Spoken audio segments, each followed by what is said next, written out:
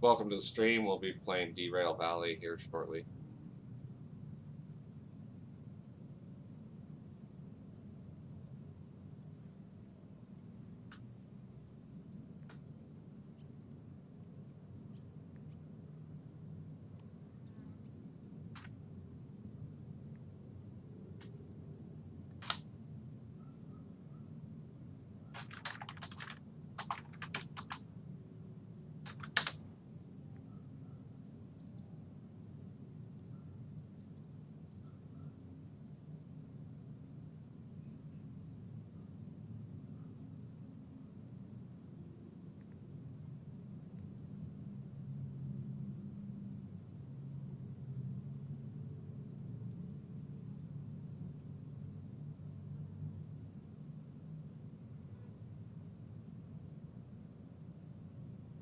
Oh, hello, everybody.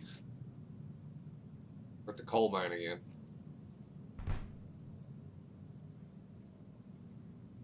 On in the shunter so we can shunt a few cars. About 5 of them down there. Pull around, load up, and then take over here in outgoing yard.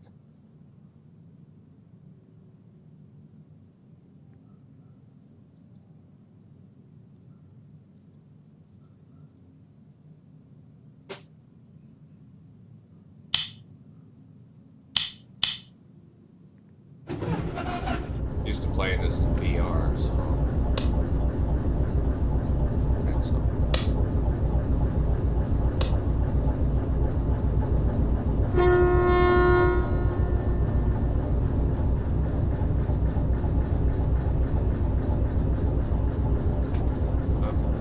Right back. Got coffee on the way.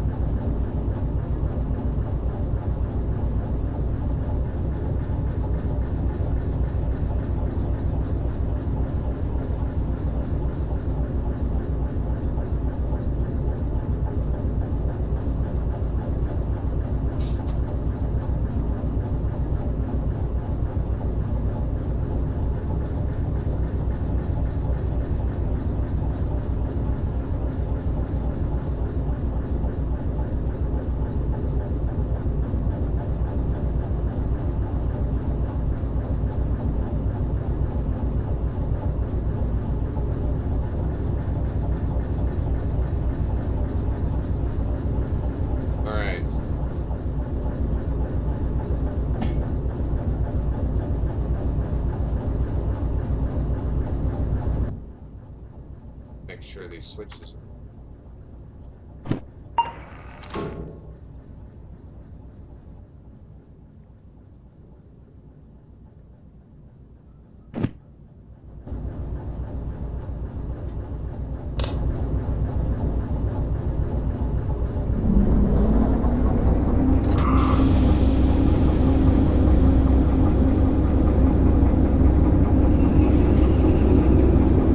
and here we go.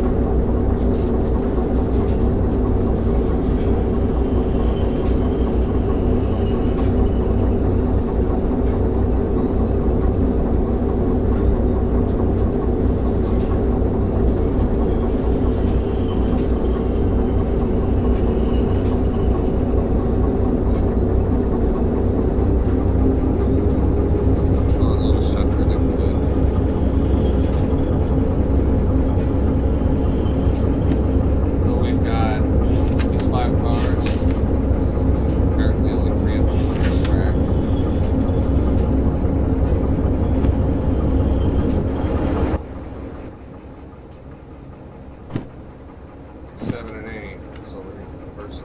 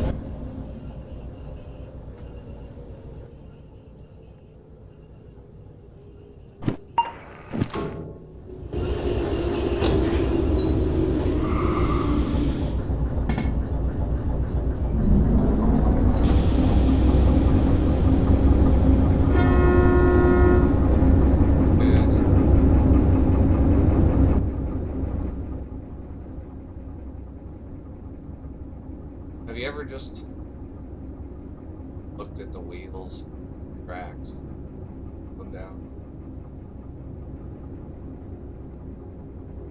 Kind of jerky. Notice while you're rolling, especially around corners.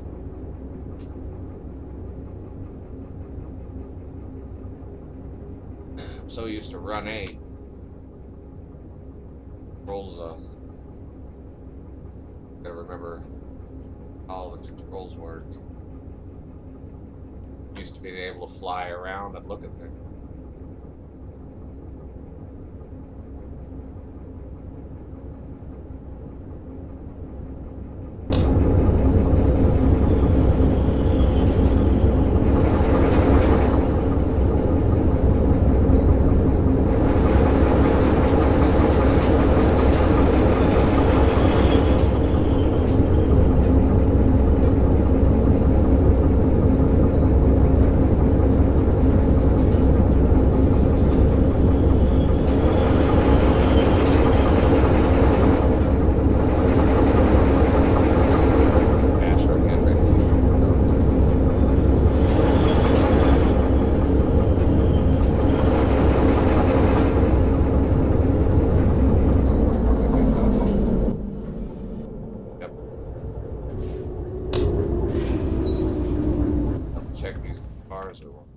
Probably should have done that already.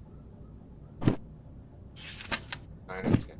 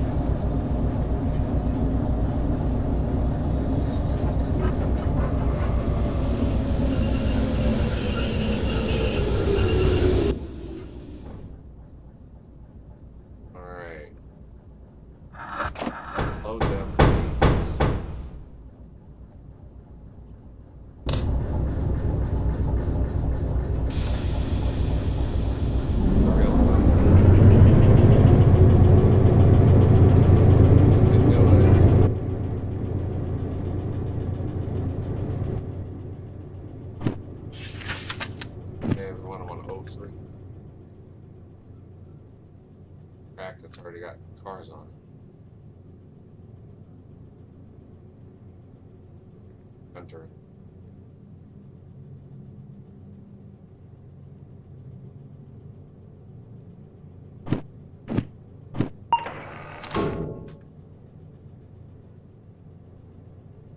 Those for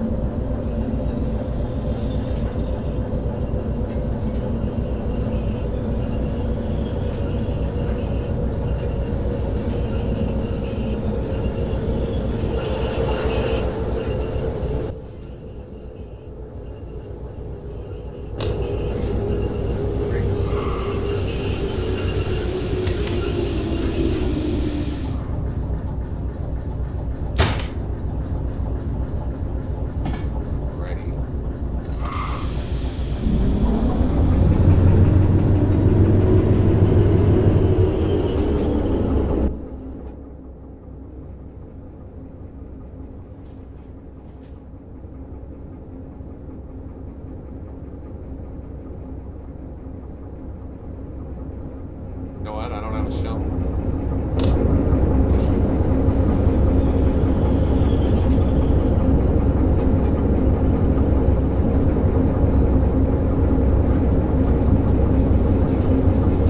My shovel is gone, I just noticed.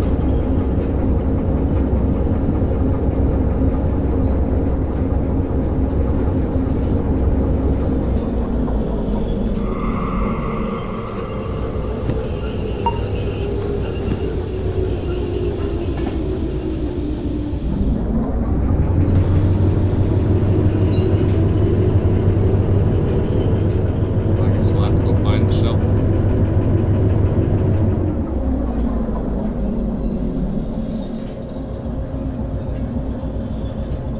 I haven't played the game yet since they updated it with the new save locations and lost and found.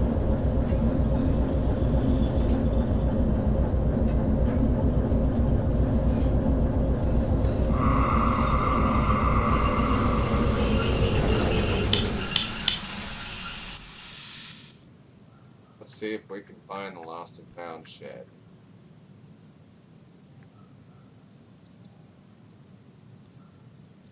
Here's the lost and there's one. That's good.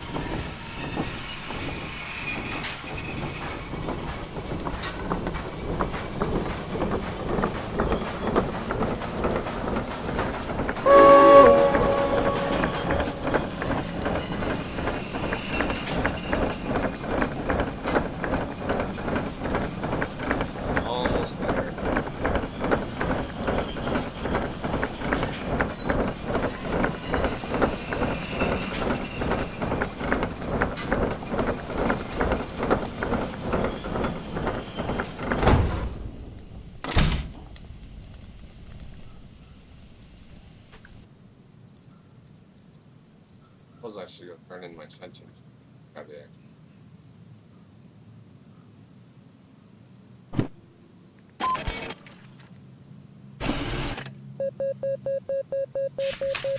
Oh, look at that. 20 minutes, 20 minutes. Didn't get it. I'll be right back.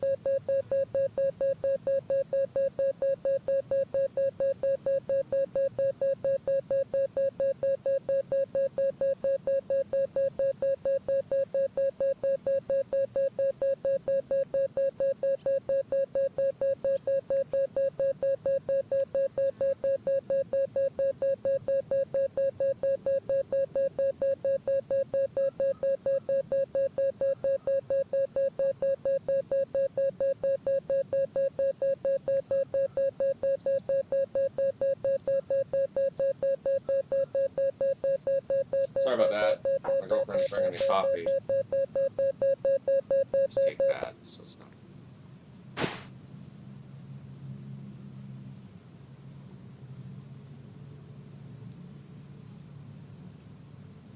And we'll be right back.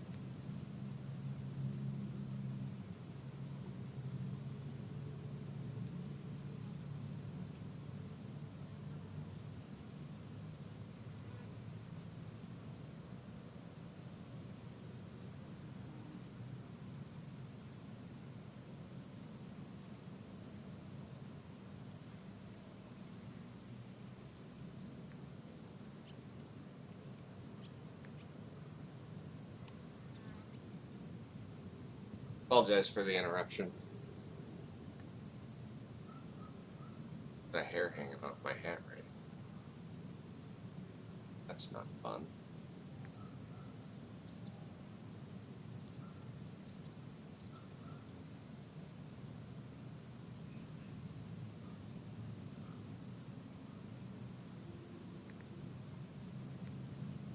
Back to the action. That one.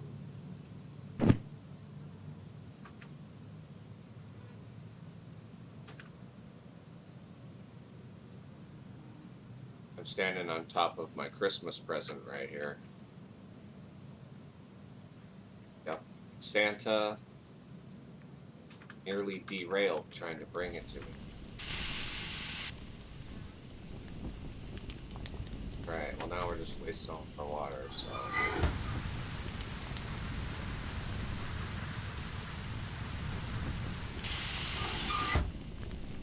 Be like the birds and get the flock out of here.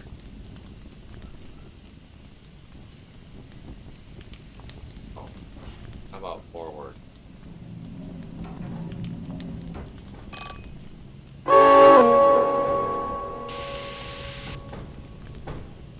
Running start.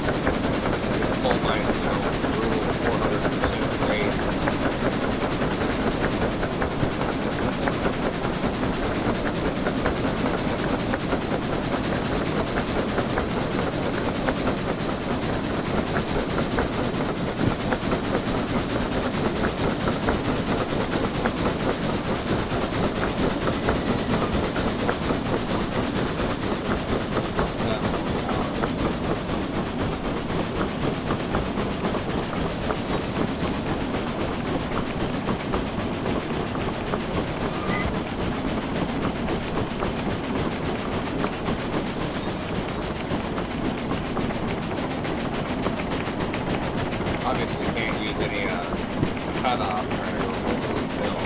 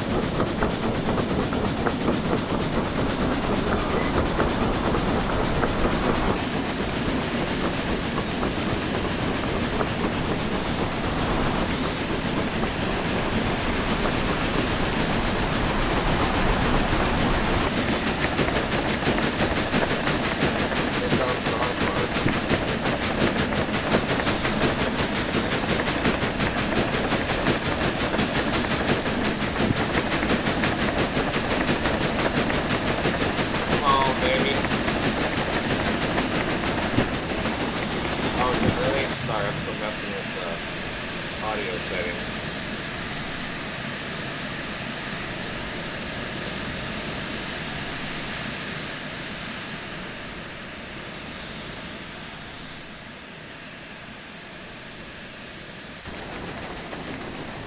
How's that? Is that a little better?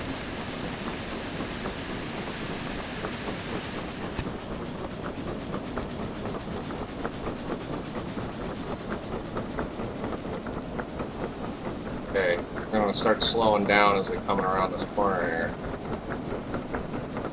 So my trick is to leave a little tiny bit of throttle here and then just start hitting the brakes, power brake. Keep the cars slacked.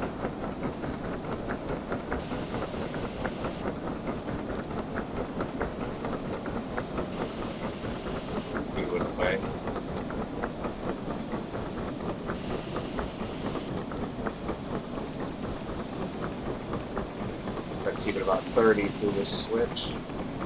All right.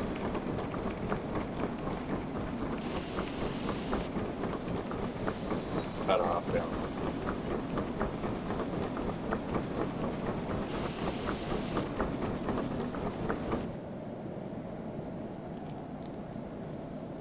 Okay, that's good. Thank you.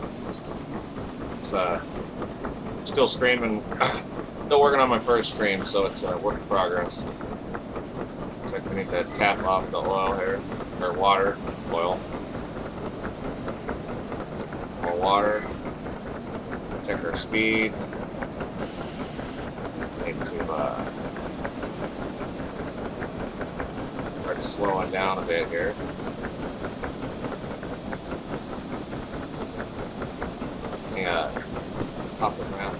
It should be alright to go about 35.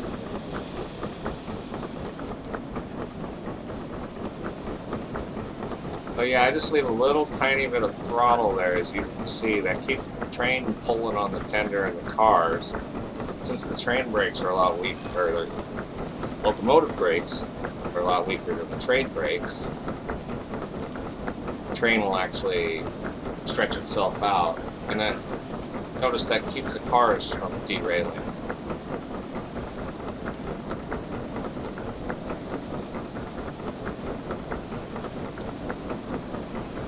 So we made it over the hill, the hard part, but I'm only hauling 8 cars, so the real challenge is to do it with 13 cars.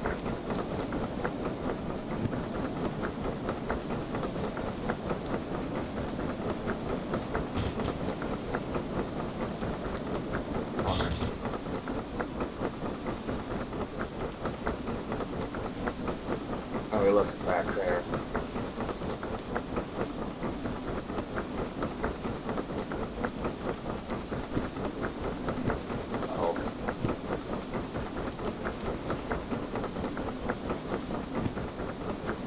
Looks like we're gonna have to stop.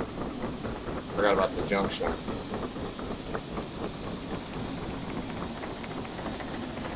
Of course,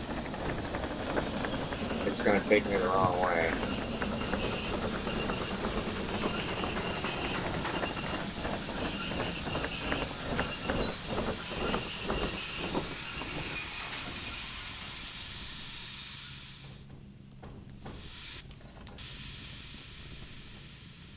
And if I go to junction,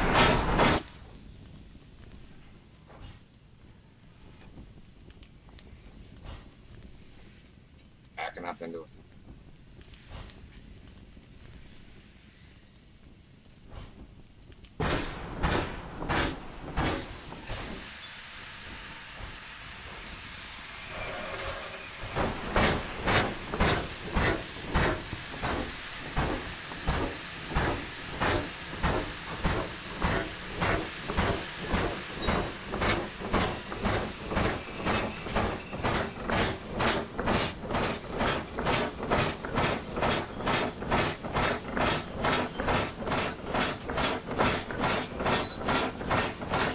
Coffee here.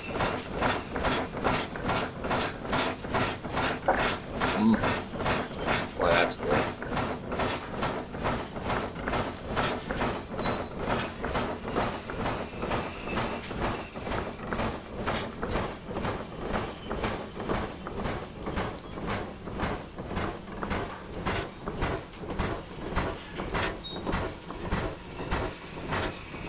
Oh no, we're running out of steam.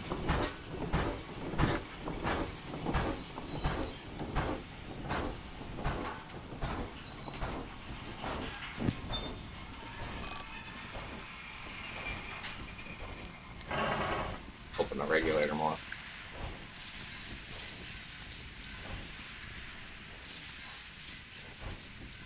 Come on, baby. You're almost there.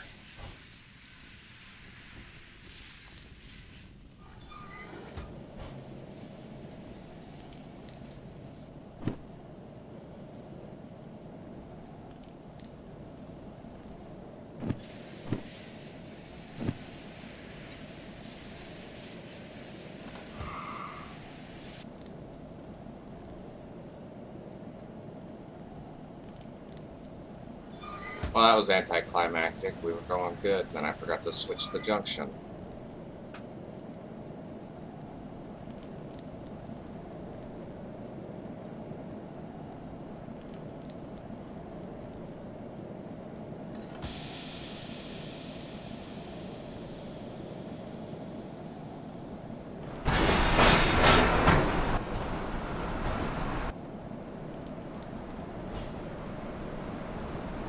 Come on.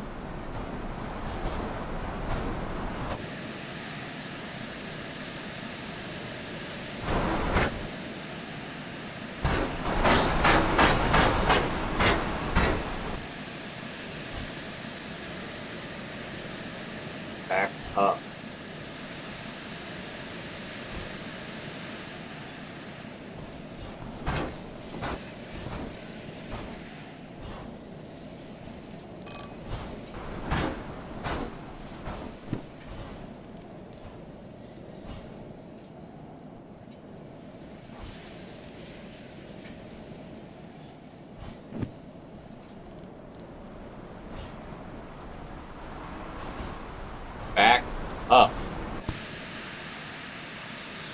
Really?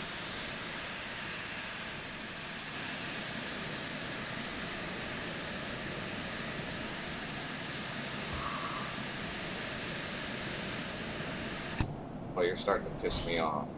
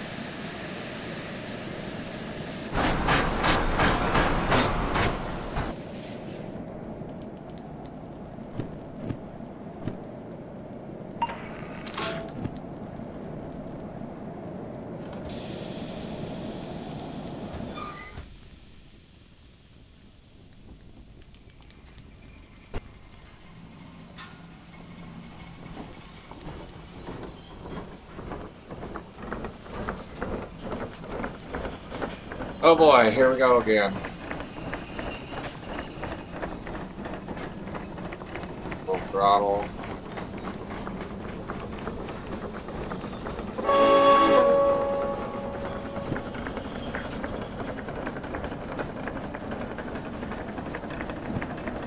Got my cowboy hat on, we're ready to go.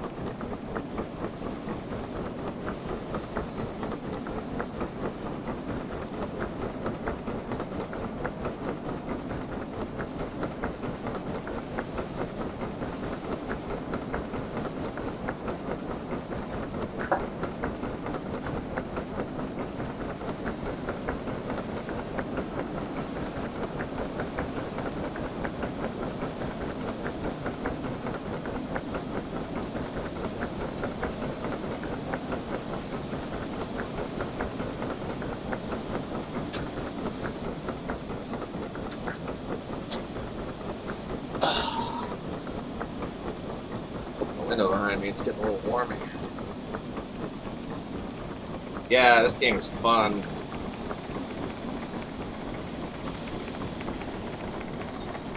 Hard.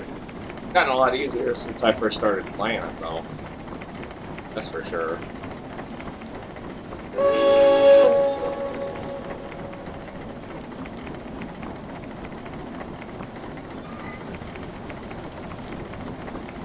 Well, we're through the hard part, and we made it a lot harder than we needed to by forgetting to switch that switch and then fight with it, pushing it backwards. That used up most of our sand.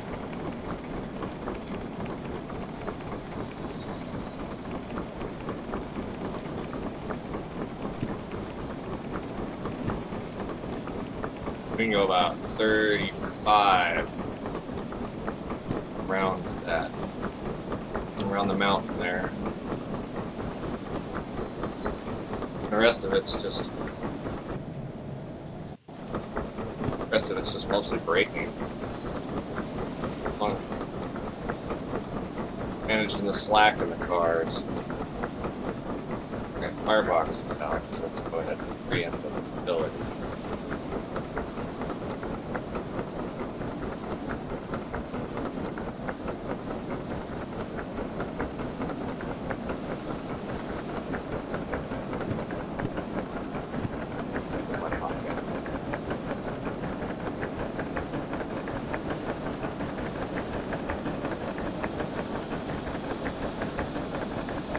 slowing down. Can go 40 through here.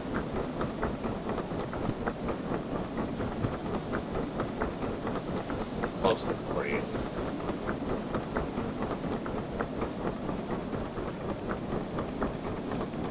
So once this hits 12, I'll relight that. And I'll let it smolder.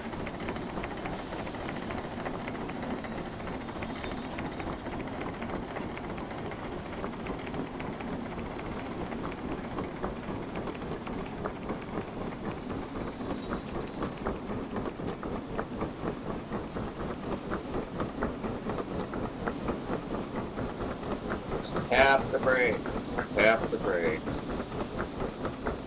Tap, tap, tap. Cars look good. Can't see nothing from that way. Car slack looks constant. As long as we don't have the cars banging into each other, we'll be alright. Once they start banging into each other, we're gonna have problems.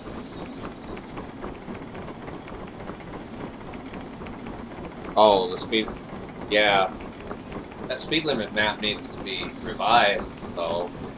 Some of the 20 sections should actually be 30 per section.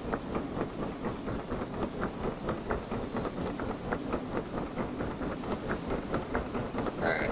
Put out a little more here. Definitely got a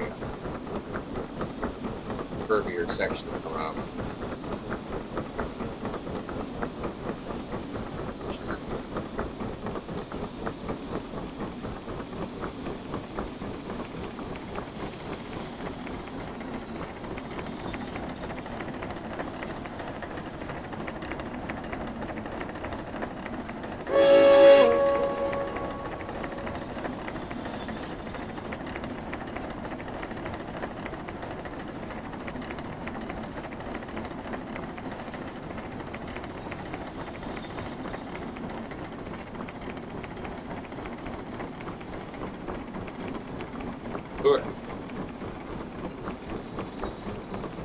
Oh, is it really?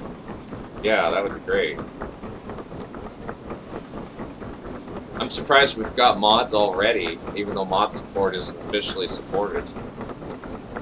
But hey, how many games do I play that mod support? Man, mods really like the Guild 2. Oh, if it weren't for mods, that game would have died.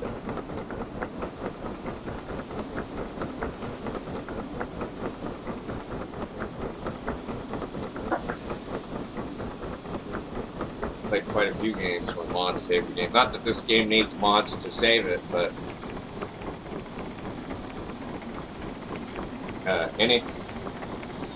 I love how mods will just take the game and almost make a whole new game out of it.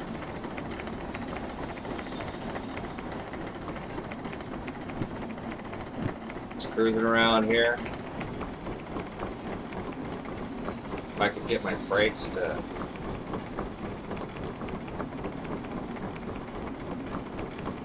just hold it at right at 35, it'd be fine going around this mountain.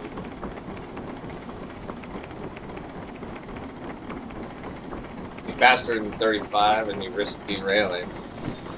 I've made it a few times going 40. That little squiggly section up ahead though is a little squirrely.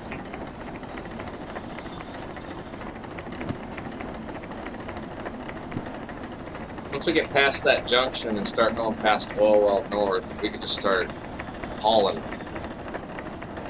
Pardon the pun, hauling really fast. Yeah. Well, developers generally don't care if you're using unsupported mods. You gotta break the game without mods for them to even care.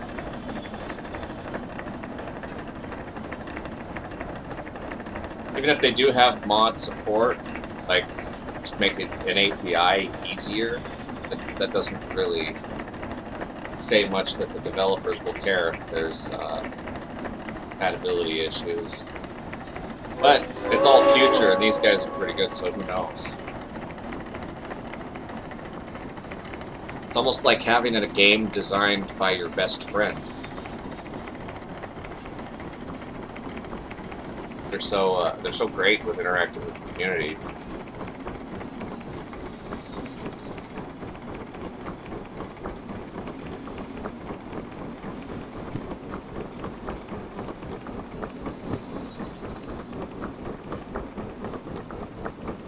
And we can definitely go fast.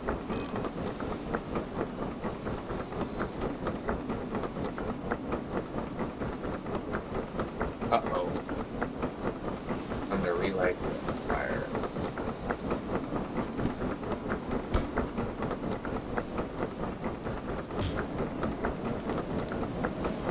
Steam pressure is almost non-existent.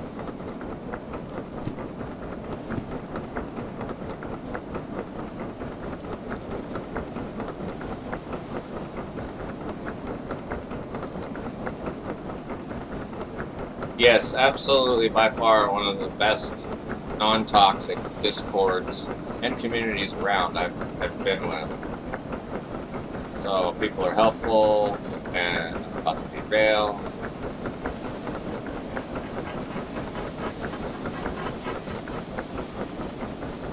Ooh, that was close. I heard the wheels grinding.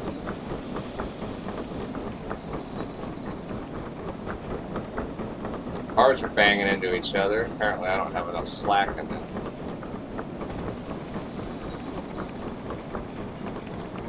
Get a little more power braking. Less brake.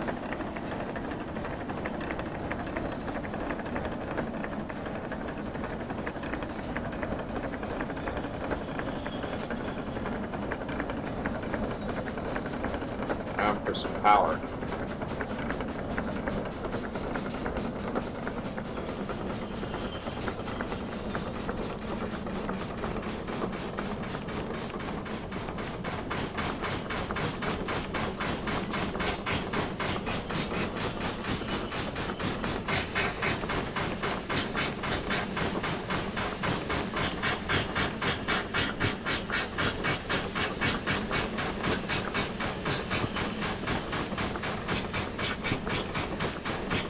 Considering it's really hard to reach the brake handle in non-VR if the firebox door is open and you have the brakes up to suppression, I think if I want to have the firebox door closed a little bit, I should be able to still shovel a little bit of coal in there.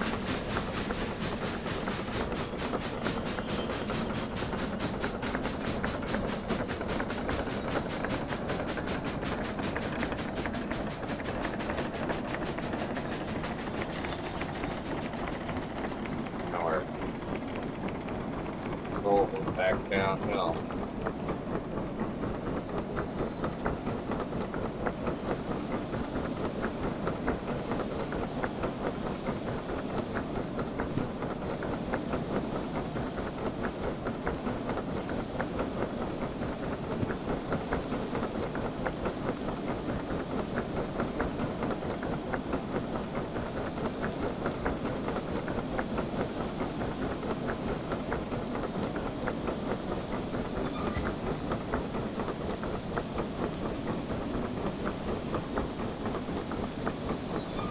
You know, most of the time I try to drive the steamer by sound, because the sound is very different from 20 kilometers an hour up to 40. And if you listen, you kind of judge your speed without even having to look at the speedometer.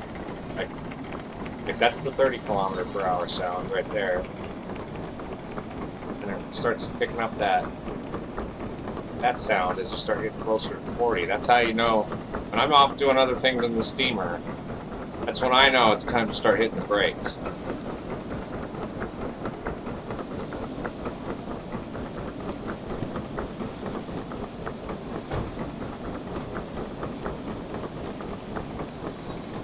Uh-oh.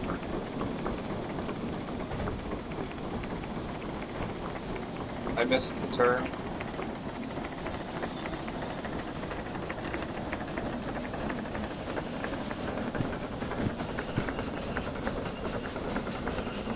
Sure did.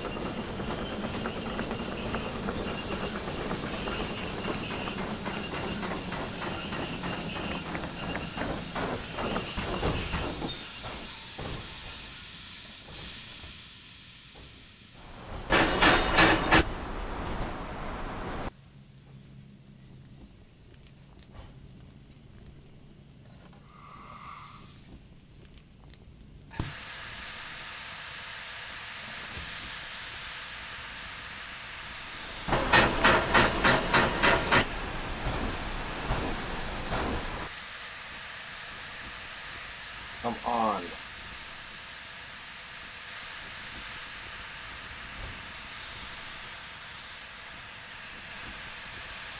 Yeah, we're not gonna have any sand left.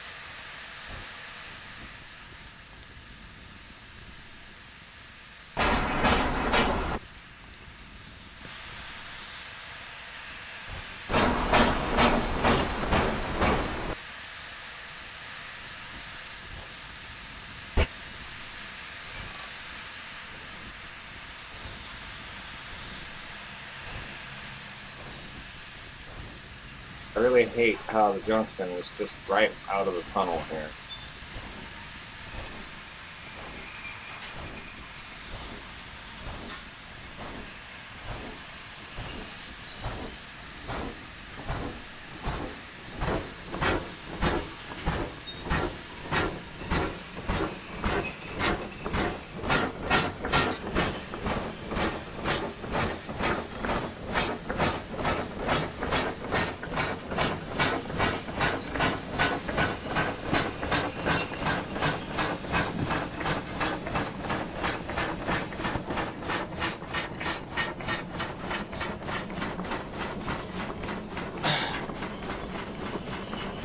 Well, it's a good thing I have $1 million to buy all the sand I want.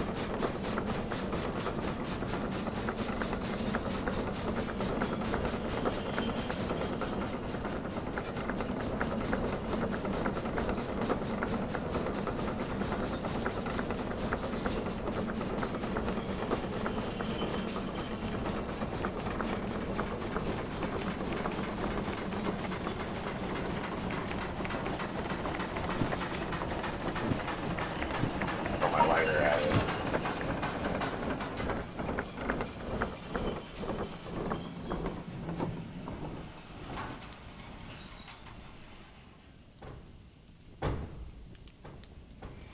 Yeah.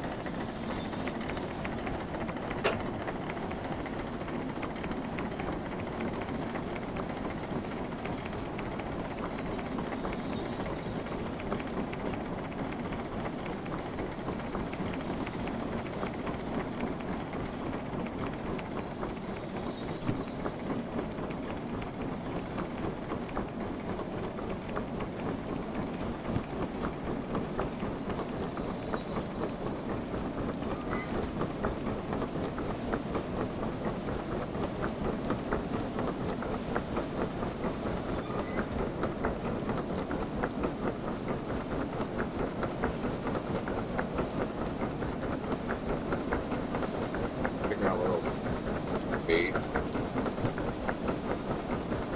Doing alright. We're out of the hard stretch. Need to keep an eye on those junctions.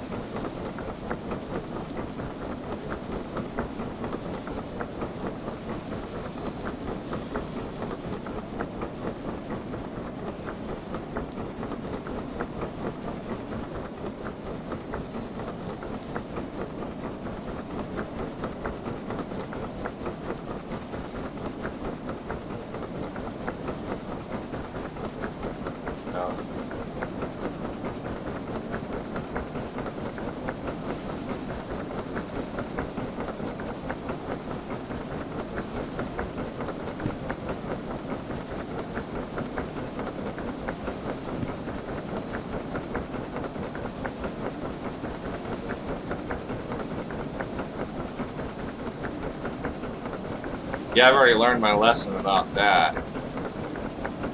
The trick is to only go to about half when you're slamming on your brakes. And then once you hear the brakes engage, and then you can just jam it all the way to the top.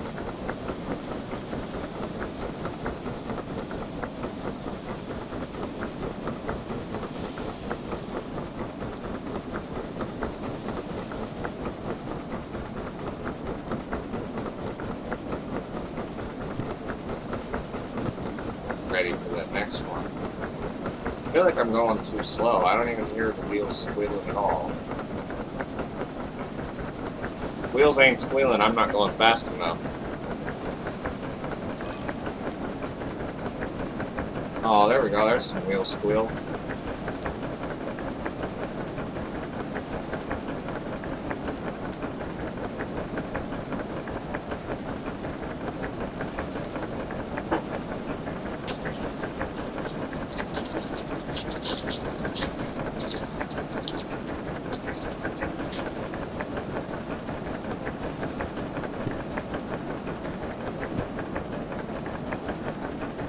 Oh, this is a super gentle turn.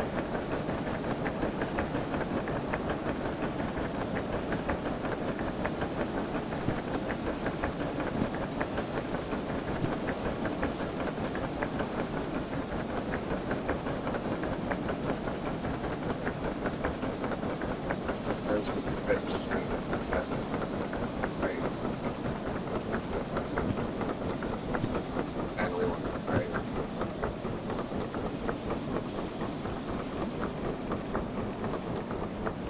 First switch we actually managed to see before we got there.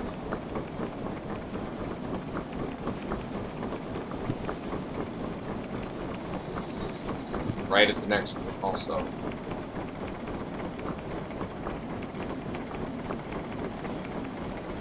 Thanks for the follows. Sorry I don't have no fancy banners up yet. I'm still working on stuff for my Twitch channel. But I will slowly over the next week be adding features, all the fun little things. Let's see, I'm gonna need brakes in one.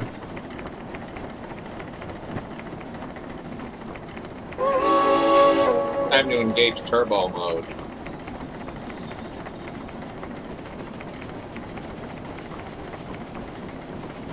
Give it some coal.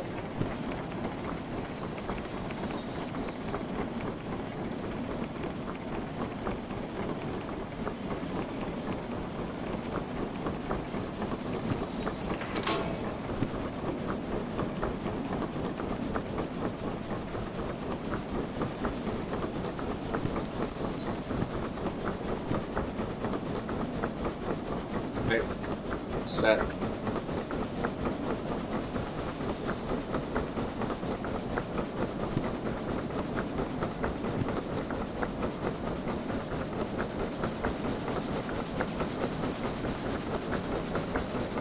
More speed.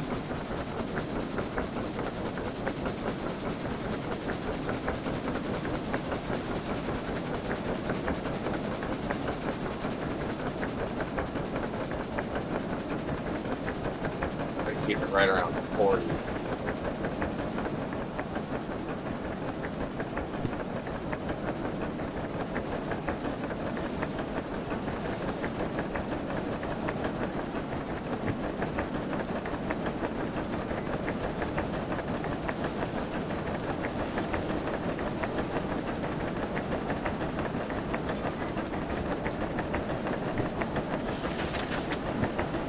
High 10.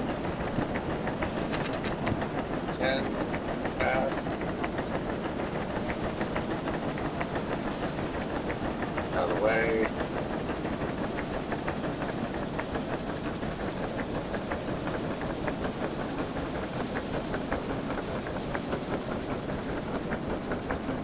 Okay. Banners are overrated. Yeah, well, all that fancy stuff. I'm not a big fan of all the glam and glitter, but other people like it, so.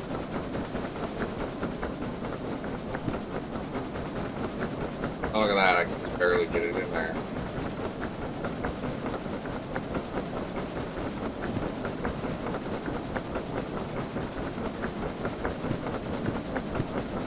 Okay. Time to take the brakes off.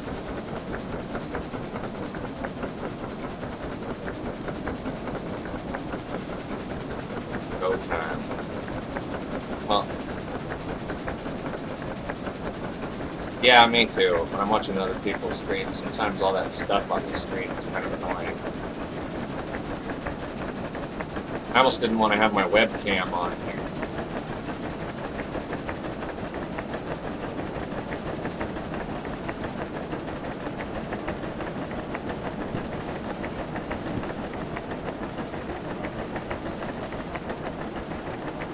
Now we're cooking. Time for turbo mode. 80 kilometers an hour. Come on, baby. Apparently we can burn out while we're still moving.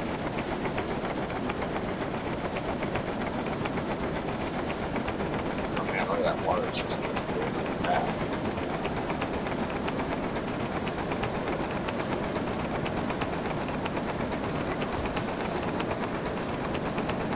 $70. Come on. 80. Where's my 80?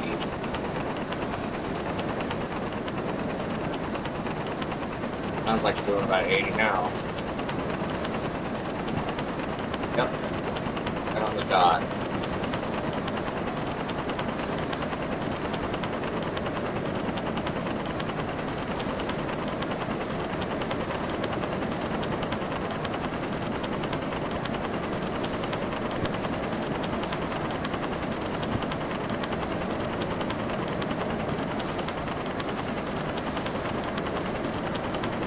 Uh-oh, I think I forgot this corner is like 60. This is a 60-kilometer corner.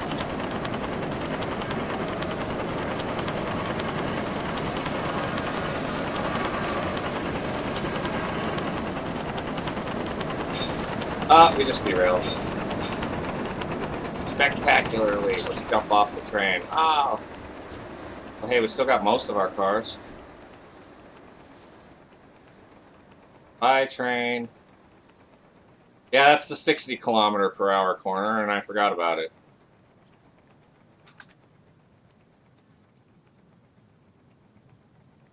Alright, come back here.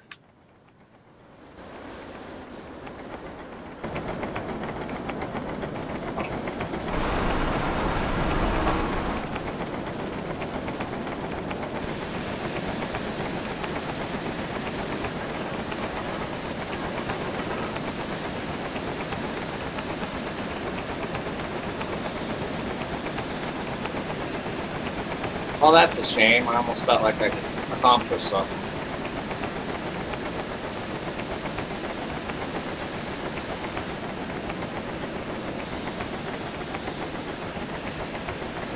I'm trying.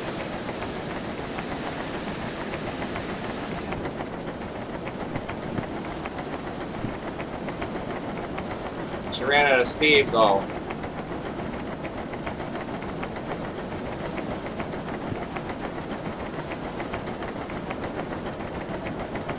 Come on.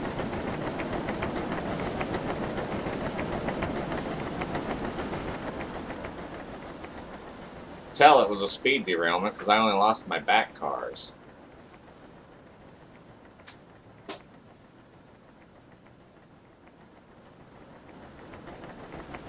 I don't haul anything out of steel mill anymore because all these flat cars are so bugged. I can't even drive like 5 kilometers an hour with these things without them flying off the tracks.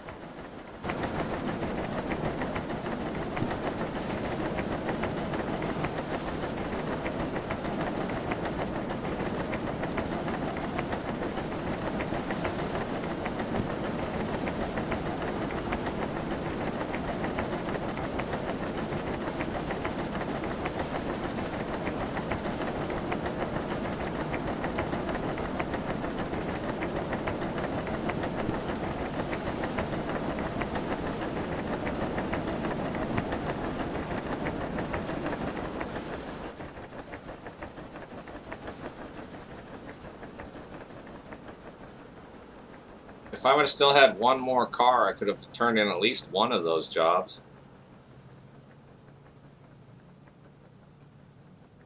Steel mill to the farm is like 10 feet. At 80, you'd be there in like no time at all.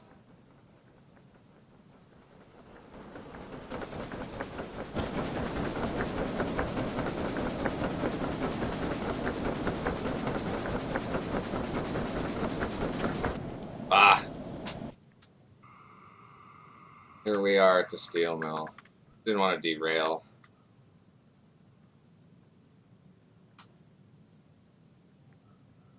Are we at the steel mill? Why are there loaded iron cars here?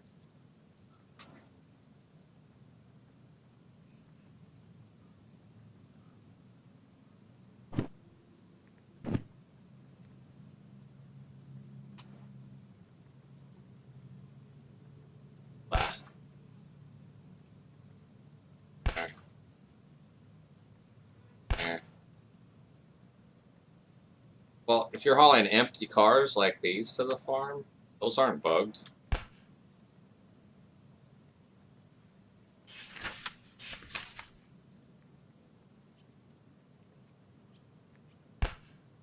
But these flat cars, every time I try to take them, they just fly off the rails.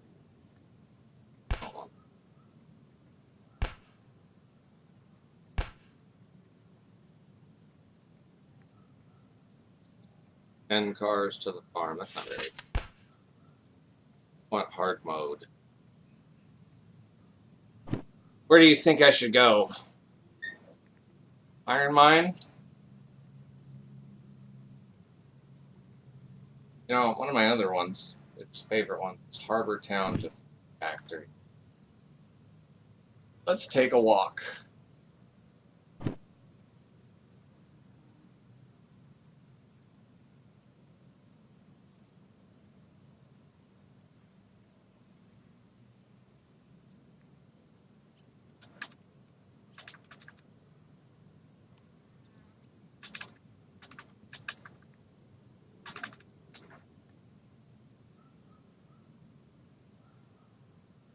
Do you come out of Iron Mine East or West? I find them both difficult. Iron Mine East reminds me of just doing the coal mine run too much, so I'd rather just do coal mine there. User entered your channel. Oh, hold on. Still active. Sound muted. Don't want that. Playing Run 8 right now.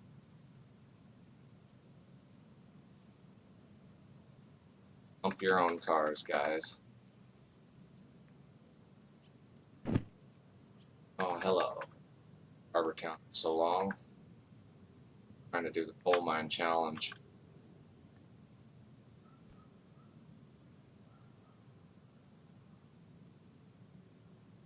Well, isn't that cute? They're hugging each other. Are those two things really linked together? Yeah, they're hooked to each other. That's interesting. Oh, coming out of the coal Iron Mine West is really hard. That's like a 20-kilometer-per-hour corner right at it. And I say 20 kilometers per hour with like a grain of salt. You don't want to be going like a snail around that corner, or you'll just derail as soon as you take the job. The good news is, though, if you derail, you don't have to go far to go pick up another train.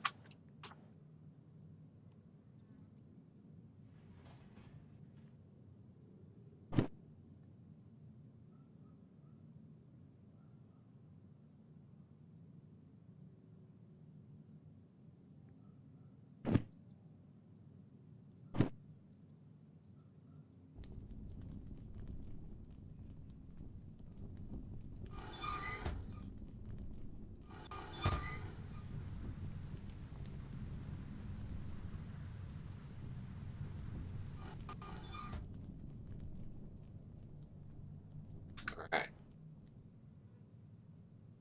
See. Rex.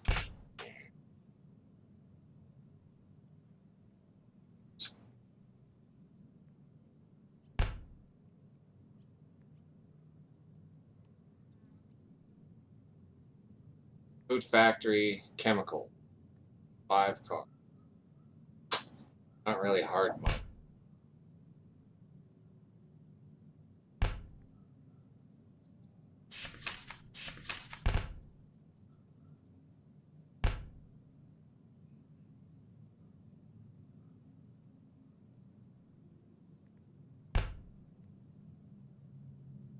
City South.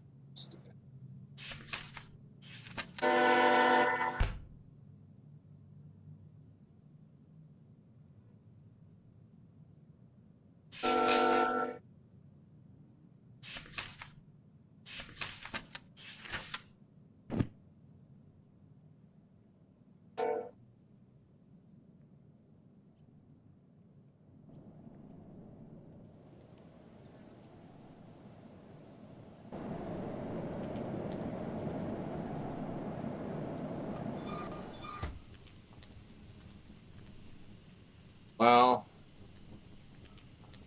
I don't know. 5 cars, 240 tons. That's not really a challenge. I think we will pop over to the iron mine. Piqued my interest. I have to hike all the way back that way.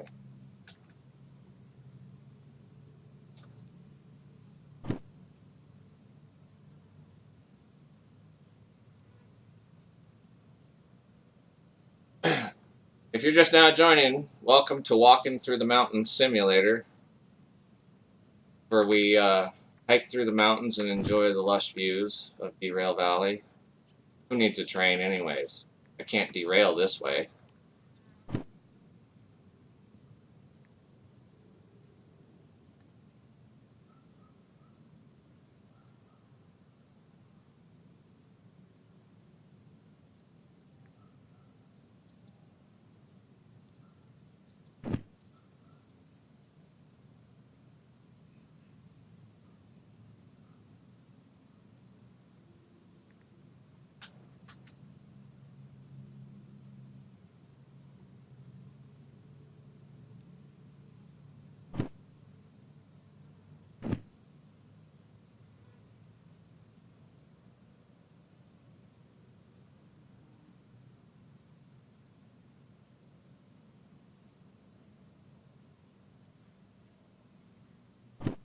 So what's the most you've pulled out of the iron? Yeah, teleport simulator. What's the most you've pulled out of the iron mine? I think I've done 1,800 tons with just the steamer. Just the steamer, 1,800 tons. I mean, you're not fighting a 400% grade coming out of there either, so.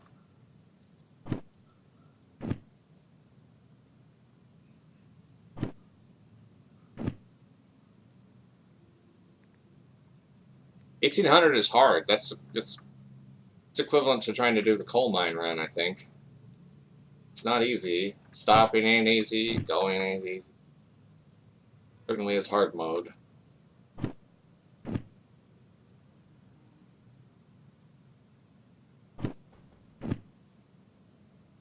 Just for giggles, let's see what the machine factory's got. Since we're here, auto racks. More auto racks. For the same.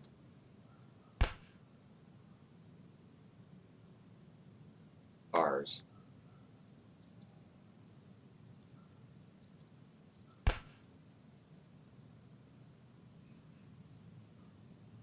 Factory's got 2 cars. That's a car's going.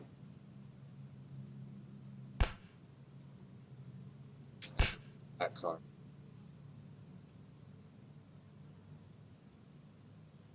$450 and 92.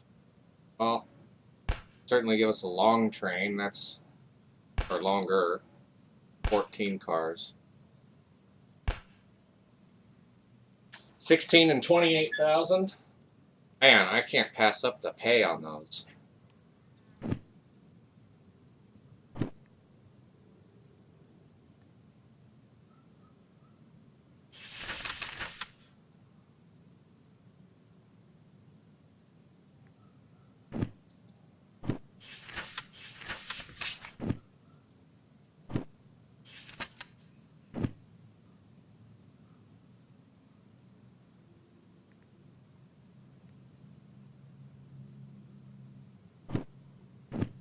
Cars I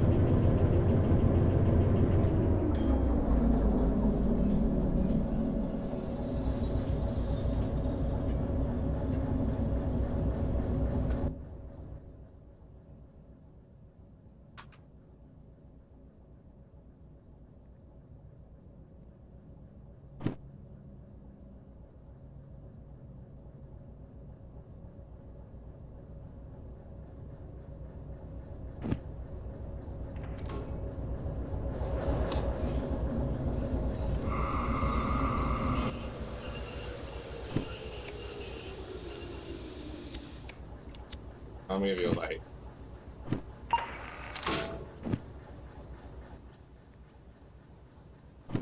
I want to be facing.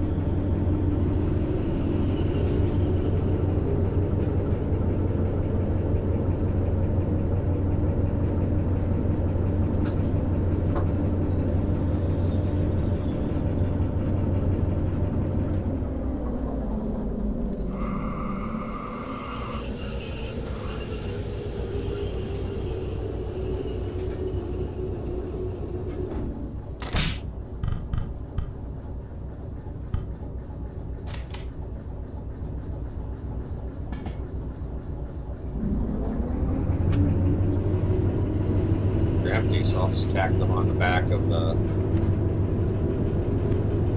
back 09 there.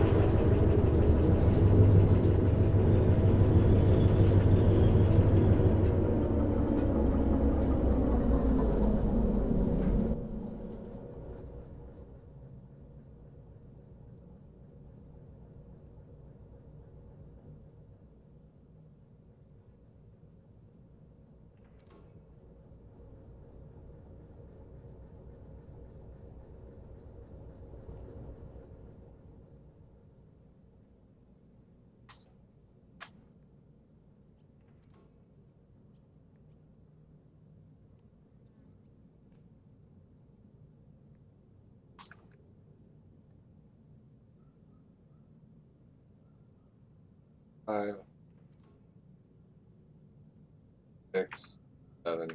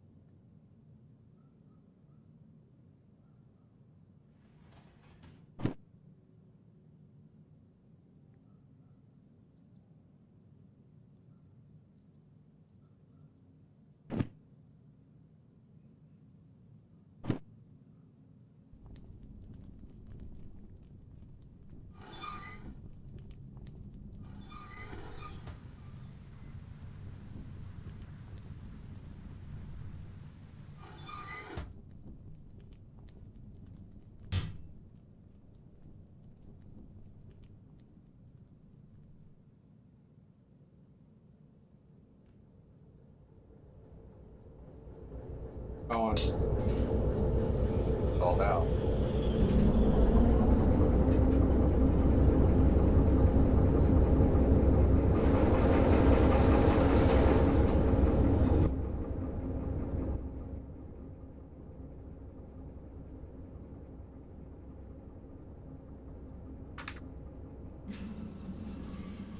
hey, cool.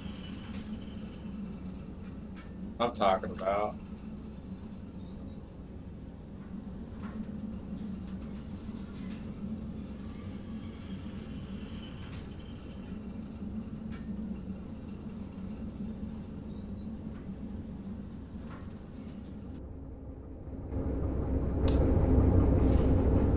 Okay, well, you will.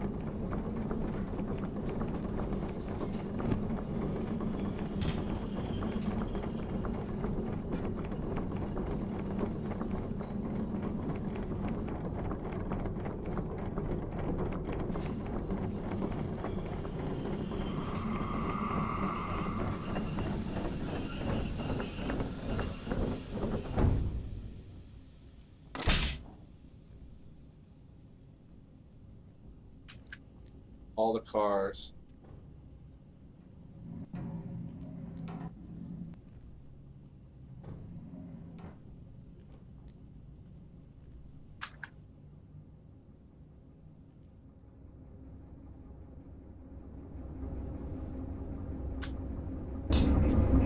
Oh, got this up.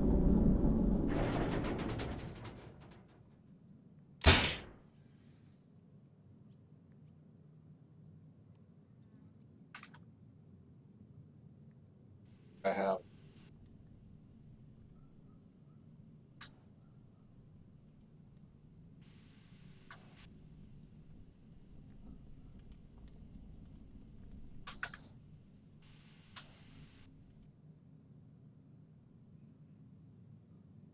Oh,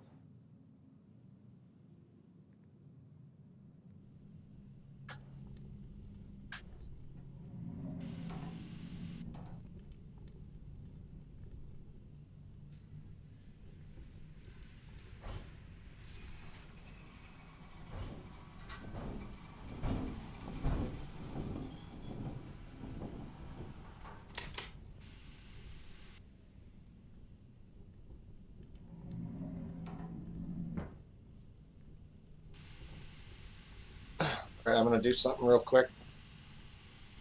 Be right back.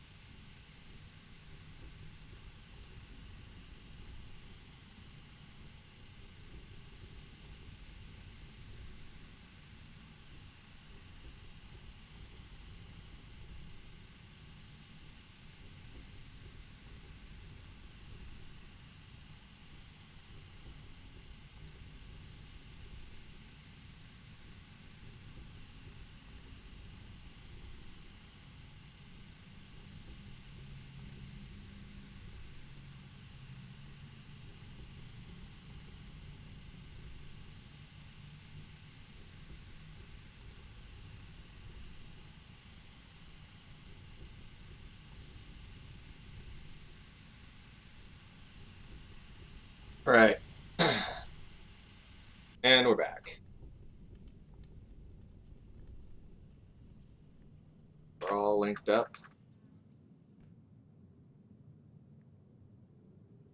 Bye bye, Shunter.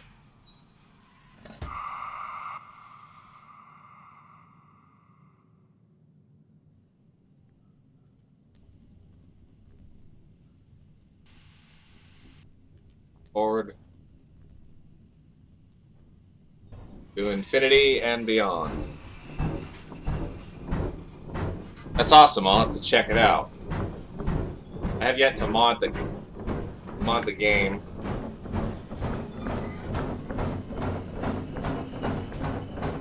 I know there's a few mods in there now. I haven't actually looked at the list since Concord started making them.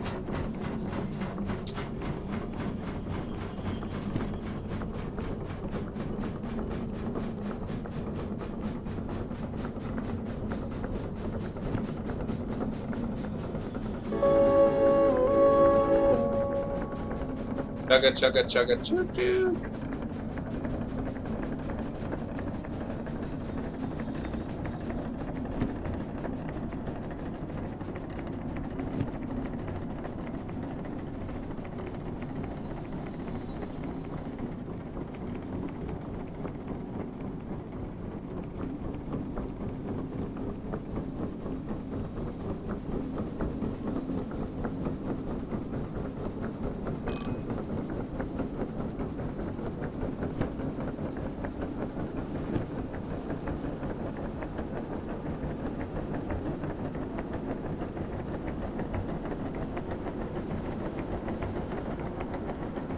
Try to keep it about 50. I haven't done this run in a while.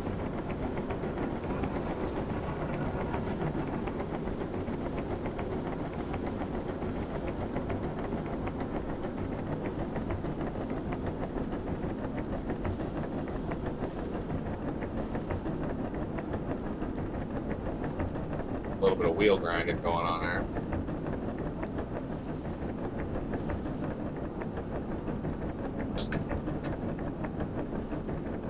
Great.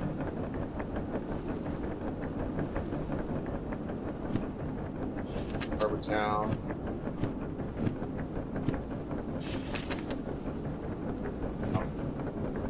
Unfortunately, we have to deliver them to separate tracks, but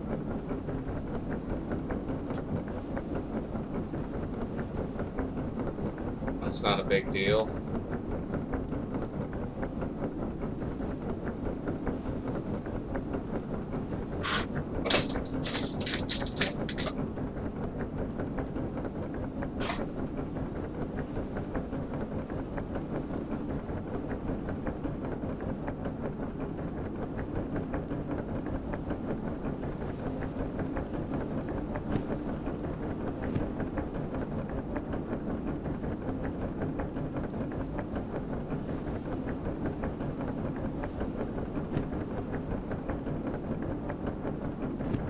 Certainly go faster.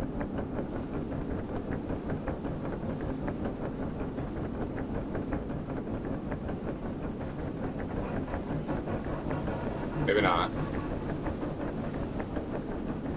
About 40. Wheels are telling me differently. Oh, well, and derailing is telling me differently. That was kind of crappy.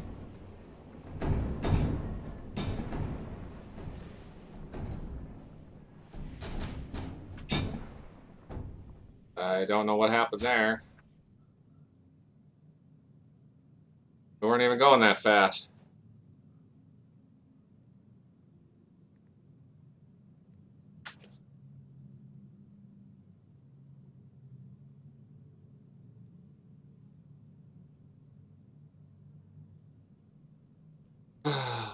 Well, and there it is. Yeah. Well, I think I've had enough derailment physics for the day. Getting up on 2 hours for the stream now. Probably going to switch over to Run 8 and do some operations over there. Thanks for tuning in. Stick around if you want to watch some Run 8. Otherwise, I'll see you later.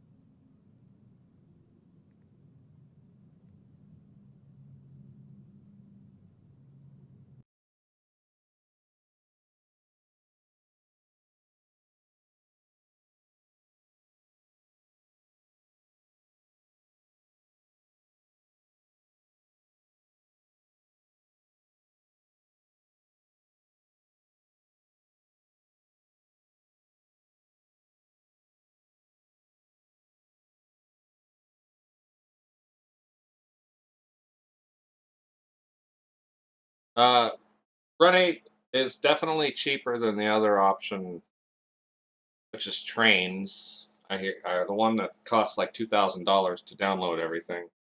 I've got a few of the skins for Run 8, and far as from what I've played of it, it's definitely worth the money. Definitely worth the money.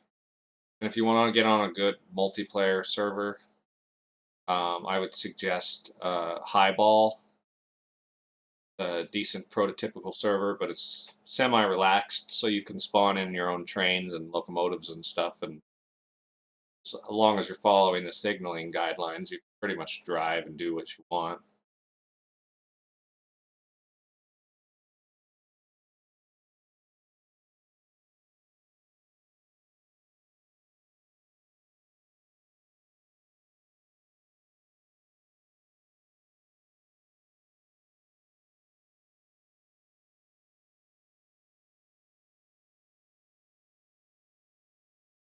Get the HIghball server loaded up here and show you.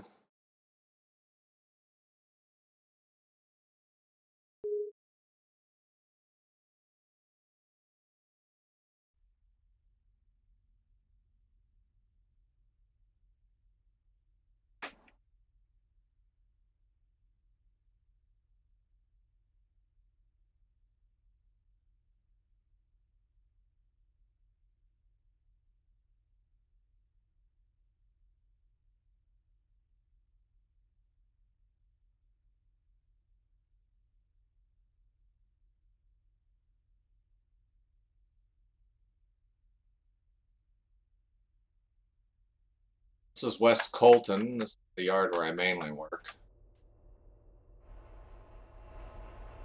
Got our receiving yard over here.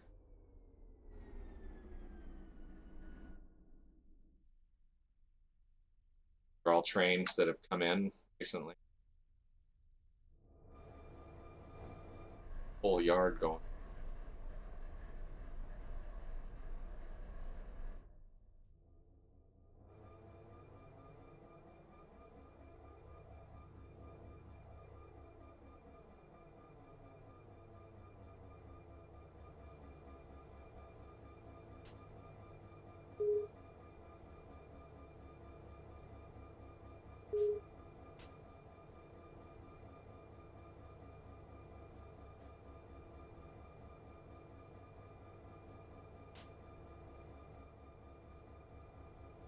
So generally do with these is we pull them in. They drive, well, they'll drive themselves in most of the time. Pull the locomotives off the front and back on the side track over here. And use the switchers. Push them back over the sorting hump right here. Automatically switch them in appropriate tracks. Once those are sorted, they get pulled out here.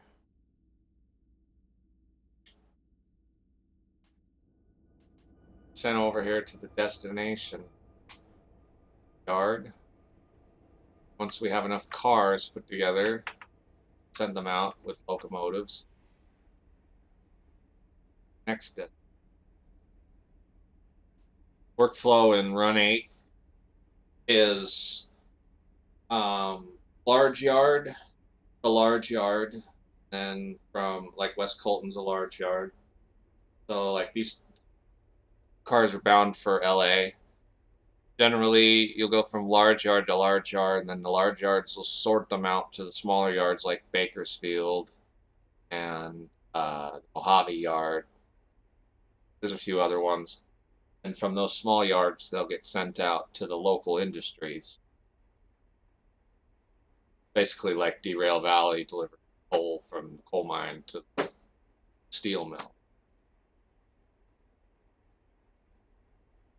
We've got this YLA train right here, which is destined for Los Angeles, if you guessed it. So, mostly empty cars. We only need a couple locomotives.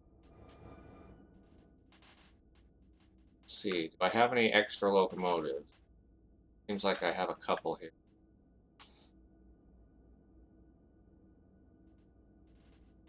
Need some that are facing it.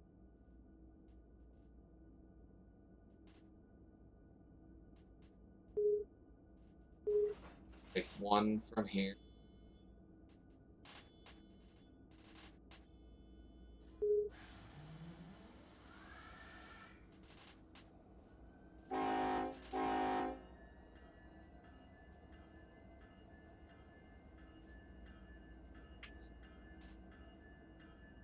Train's honking at me from the main line.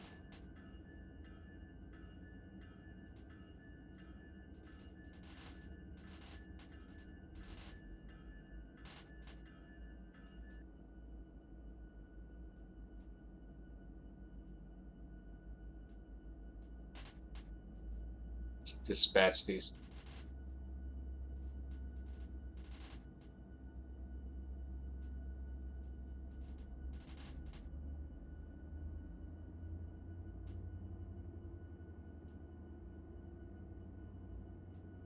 You can't see the dispatch screen, but I am currently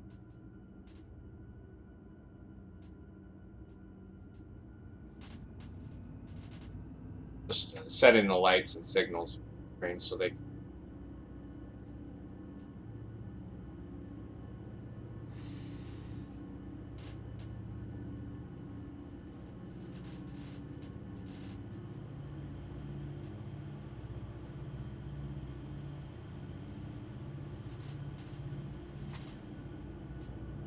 Want to unhook this one, close the air valves, disconnect the MU, handbrake, drain brake off, minute brake off.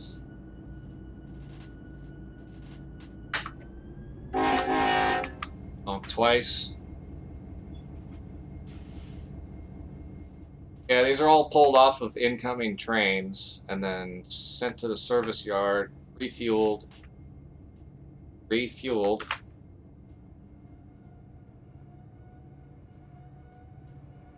This one didn't build.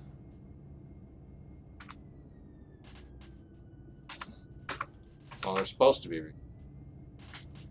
Back it up.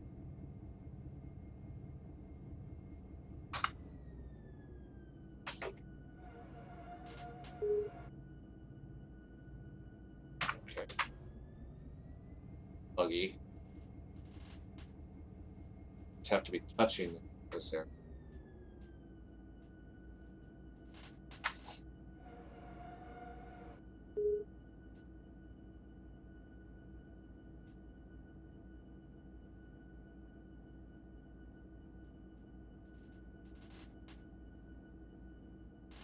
Make sure this other one that I want.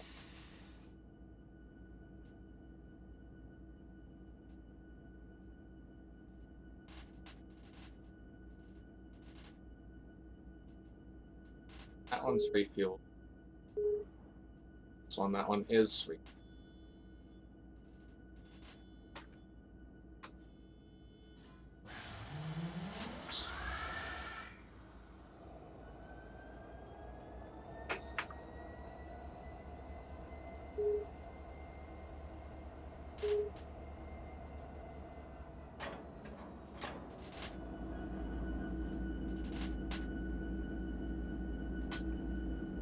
Let's go ahead and back this one up.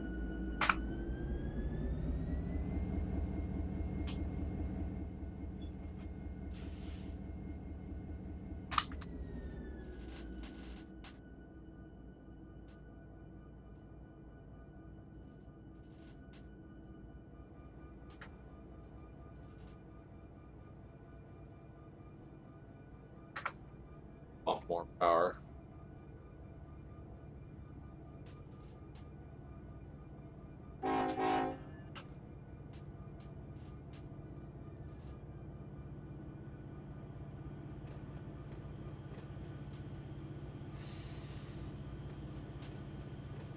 Back it up to the spot about here.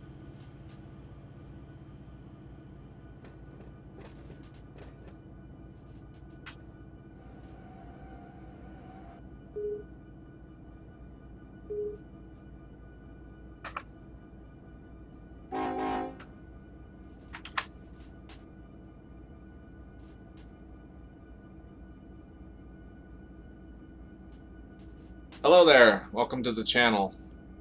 Now streaming some Run 8 West Colton Yard operations. Got tired of sucking at Derail Valley. Might go back to Derail Valley in a little while. Gotta try that coal mine run again. Like 1,000 tons.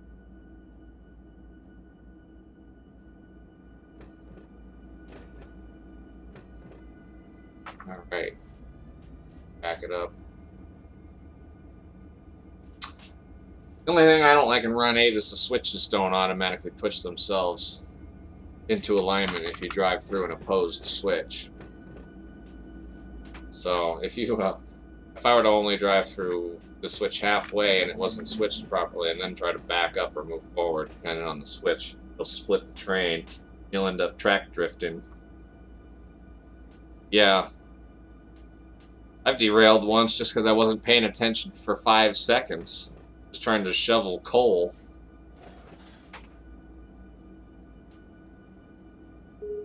Alright. Set these up for multi-unit.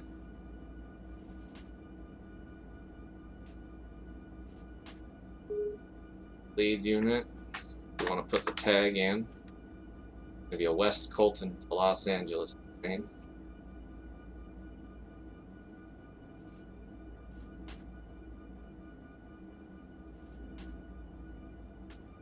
Let's just check all of our switches. Up. Up.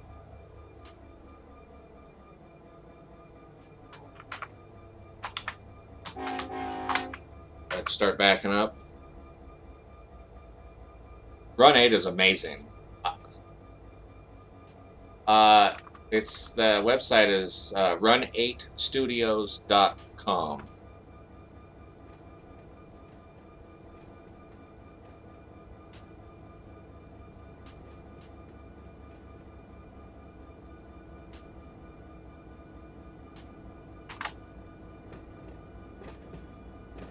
Drop a link here for you.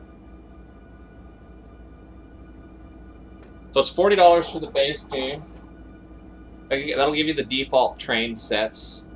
You only need the base game for $40 to play and interact with everybody. But if you don't buy the skins, your cars will look like this. They'll say Run 8 Western on them for any of the train sets that you don't own. So I still have to get the 2-bay hoppers and the gondolas and the cabooses and a couple of the locomotives. Like these are the auto racks that you can buy. A lot of the stuff I mess with going to LA is going to be auto racks. And the other popular one I would recommend buying first are the refrigerator cars, because there are a lot of those for these. You'll end up seeing a lot of generic Run 8 logos without those. The good thing about the refrigerator packs is there's $6 for the first one, and that'll get you most of them. The $10 will buy the rest, but you have to have both packs if you want to see them all. And I would recommend refrigerators, and the FFC boxcars I'd probably buy last. I don't see a ton of those. It all depends on on the flavors that you want. If you don't have the locomotives, like I do, your locomotives will just look like this.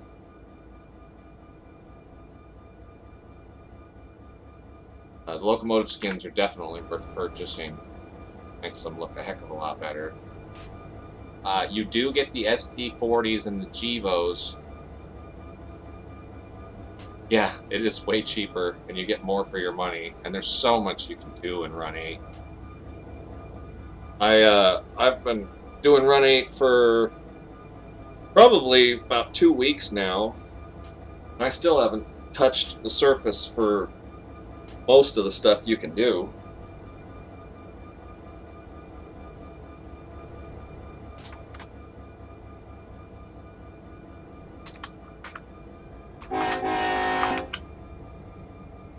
Oh, and the horn sounds are just... you can customize your horns, too. If you don't like the way the horns sound on your locomotives, you can make them sound like other locomotives, or download or record your own train sounds and input them. I know a few people on the server who have gone out and chased down trains and managed to get live recordings of the locomotive sounds. And some of them are pretty good.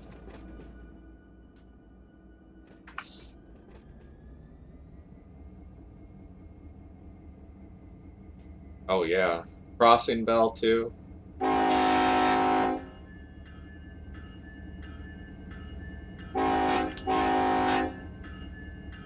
We're running an SD70 and two SD70s, but the other one was a GEVO.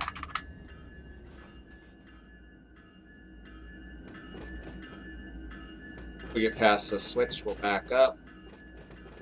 Get up on that LA train there.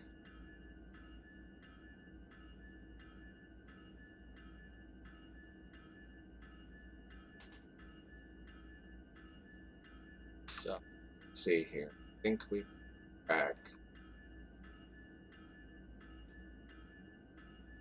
5, 4, 36 and 35.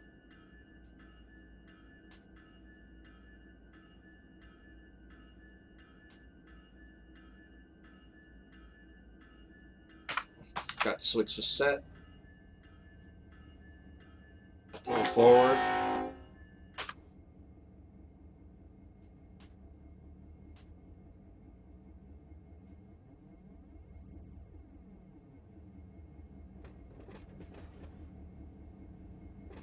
I live right next to a train station too.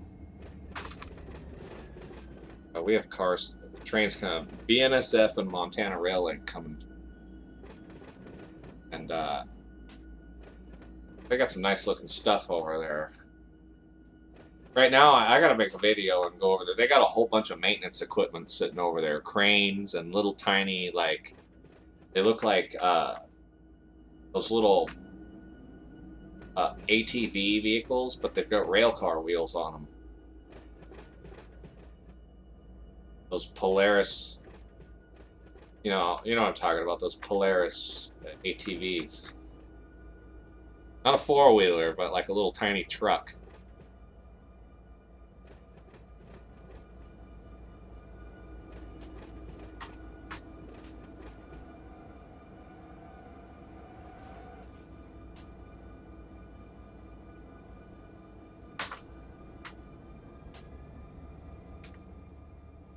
You know, most of the stuff that I see coming through here is coal cars, either empty or full, oil cans.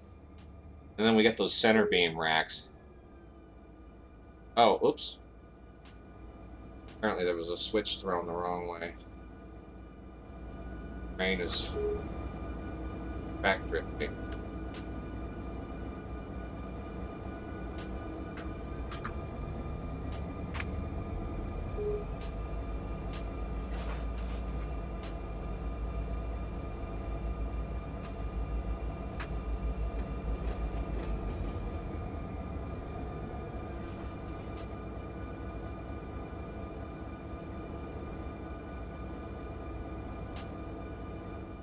Switch train.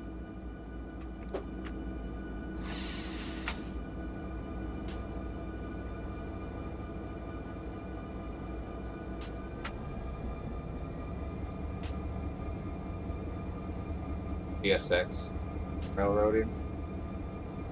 Must live in the south or in the east.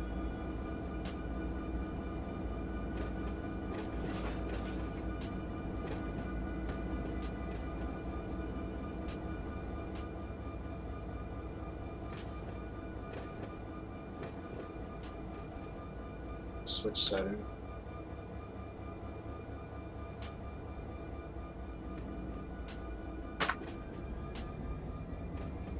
A little more power.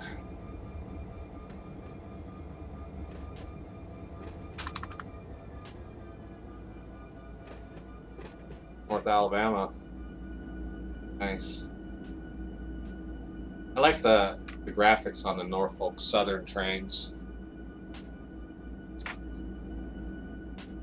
CSX, I just hear constant bad stories about them.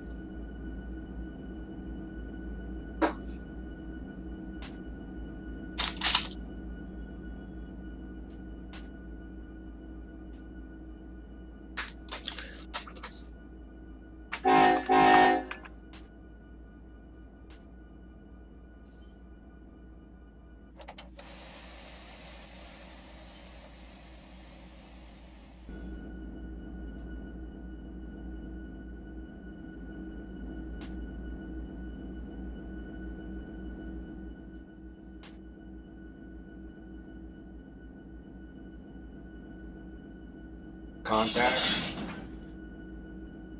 Find the angle cocks.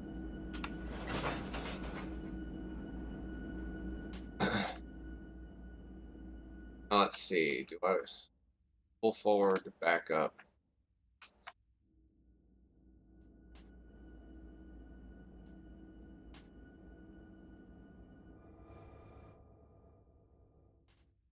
This way to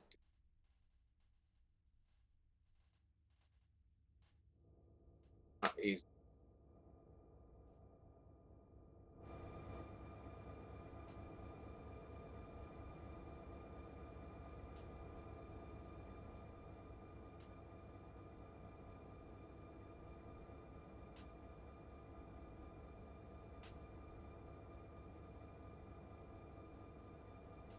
Like track 2 or 3 is it?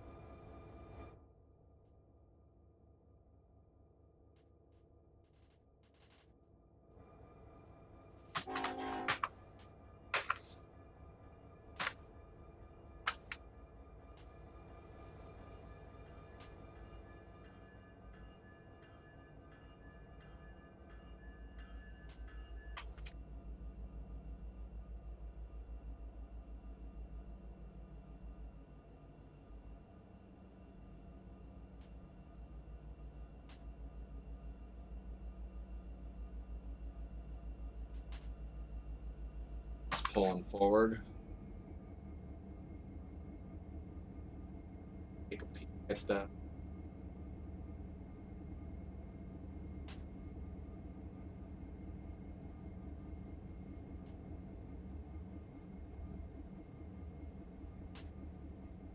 things are going through play.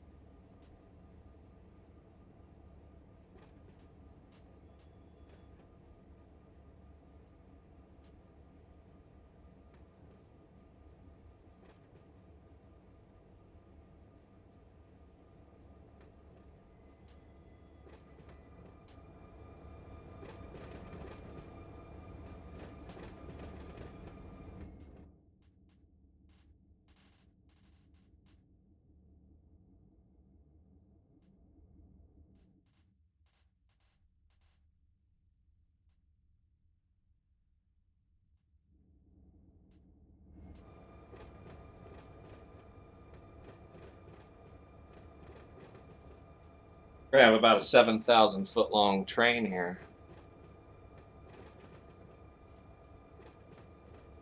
Thanks for watching. I'll see you later.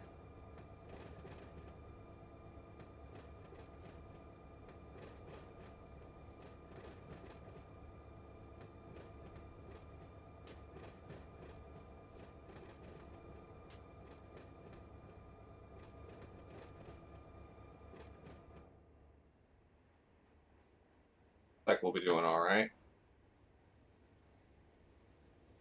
Pulled all the way through. Which? Oh, what the heck happened here? Properly.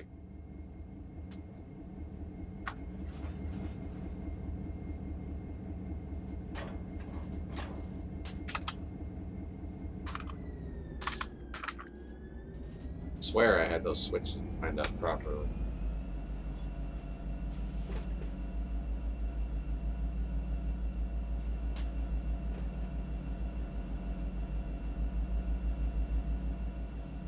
Oh, you can make them 2.5 miles long.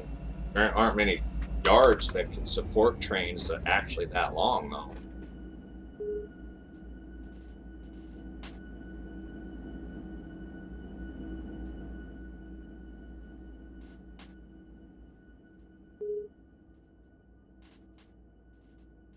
Oh, I see what happened.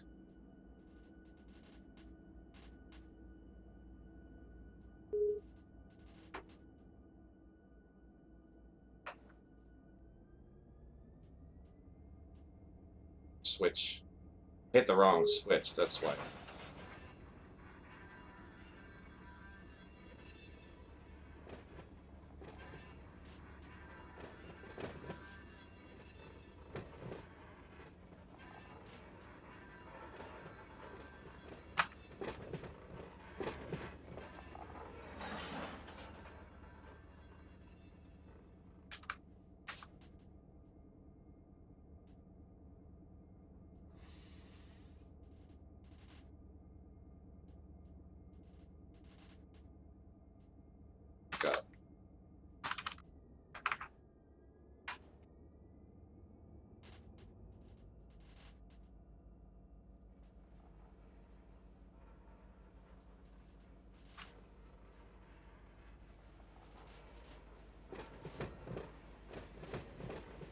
I wanted to flip the other switch. Which is this one.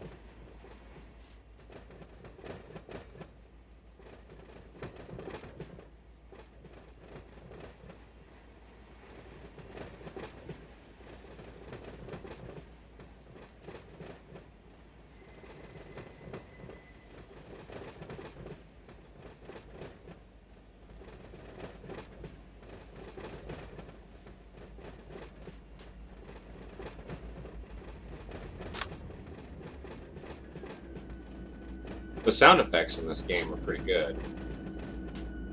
I'll say that. I'm in love with the train sounds. Switch. Fix this other one.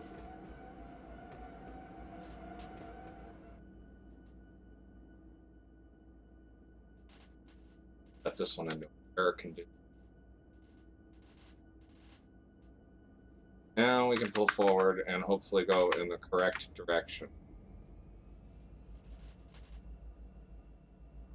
Need to clear that track so I can back up, link to the other cut of cars.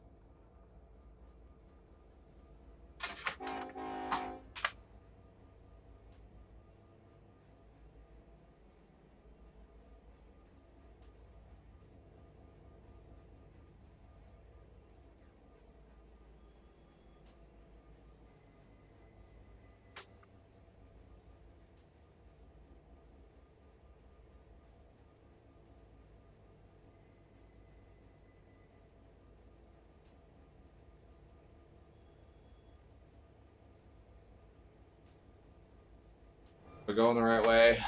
Yes, we are.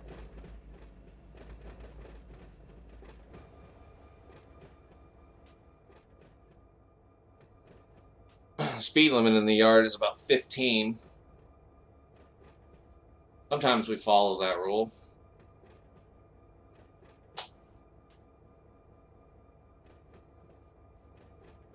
It'd be really cool if they added derailment physics to Run 8, but Run 8's not about derailing.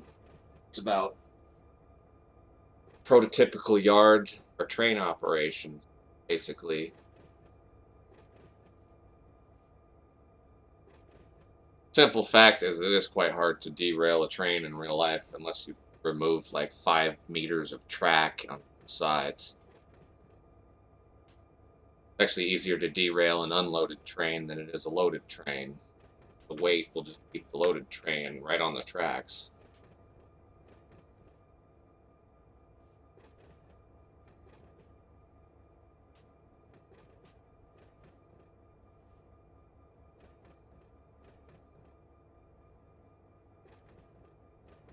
Just about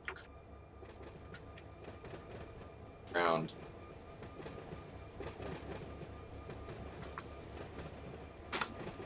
Start hitting the brakes. I try to avoid using train brakes because, like in real life, once you use them, you have to wait for the air to restabilize before you can start moving again. So I try to stop my trains with the independent as much as I can. Dynamic or independent brakes.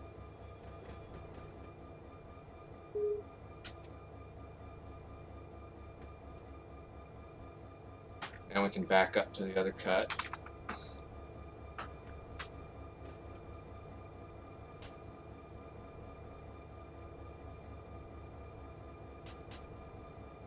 Sound resumed. Channel switched.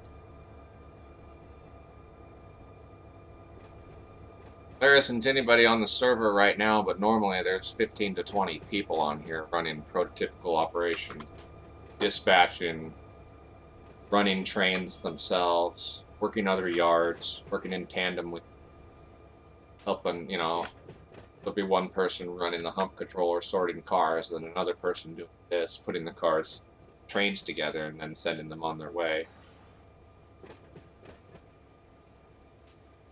Quite fun. Start working together with other.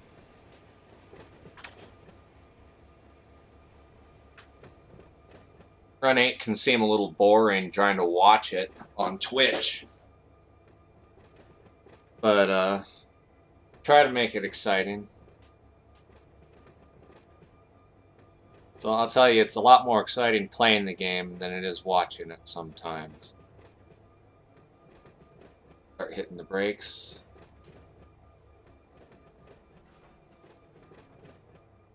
Slam into that cut. Couplers. All right. Now hooked up. They're 6,800 feet long with a horsepower per ton of 2.5. Perfect. That is perfect. Now we just have to figure out how to get out. It's going to require backing out the lead. Guard lead. We'll have to straight out here. My switches around. Are.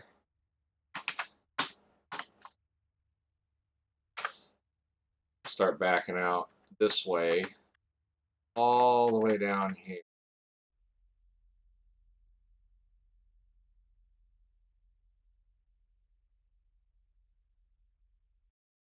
Should give us enough room.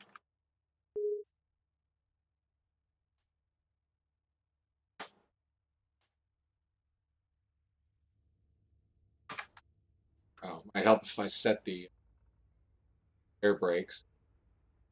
Start moving.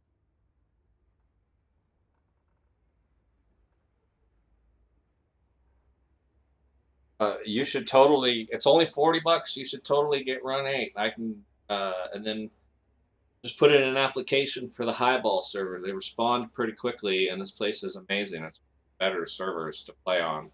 A lot of the other ones out there are trash. Hate to say it, but there's either a lot of griefers on them, or well, just problems. I'll just say that, just problems. So I've tried several of the other servers. I tried the depot. The depot will ban you for sneezing in the wrong direction. So rather than get banned from there, I just decided not to play with them. Several people who've been banned from the depot for dumb reasons.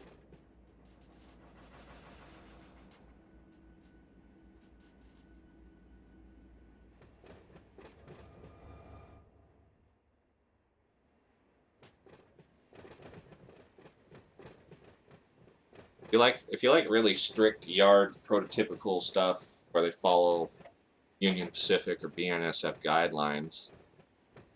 Oh yeah, even in a simulation like this, people can't play nice or be nice.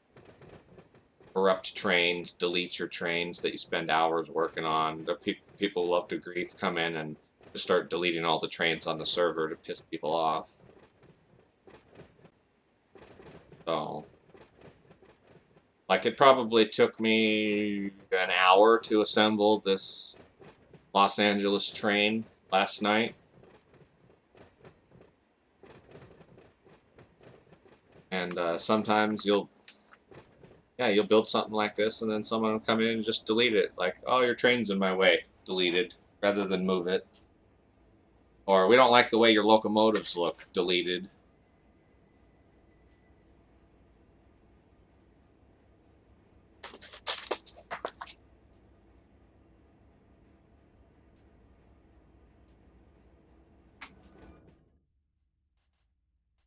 This track right here wasn't full of these overflow cars. I'd be able to come out through this way.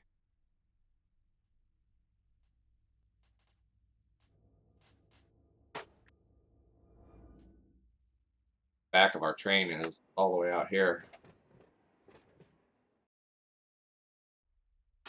Got enough room to actually just keep pulling straight out here. Pull out on the main line if there are no trains coming.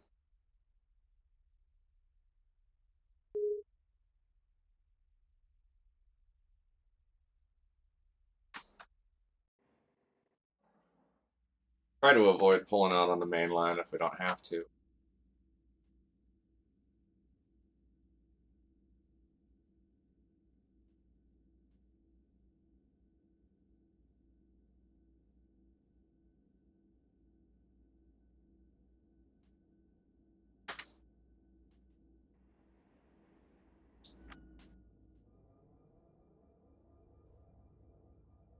Probably be coming out right through.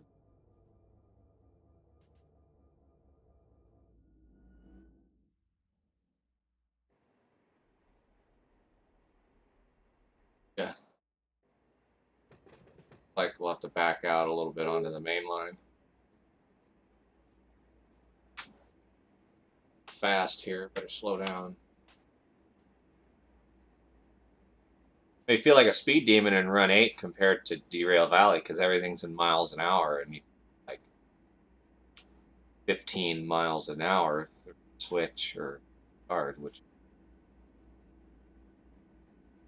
25 kilometers per hour. Rough estimate. I'm going in reverse at 25 right now.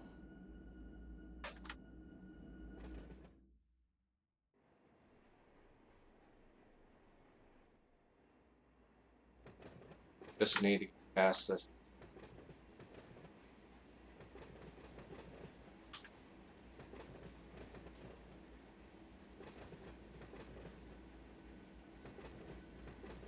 Once we get past this switch. Brakes. Power. Set the switch on it.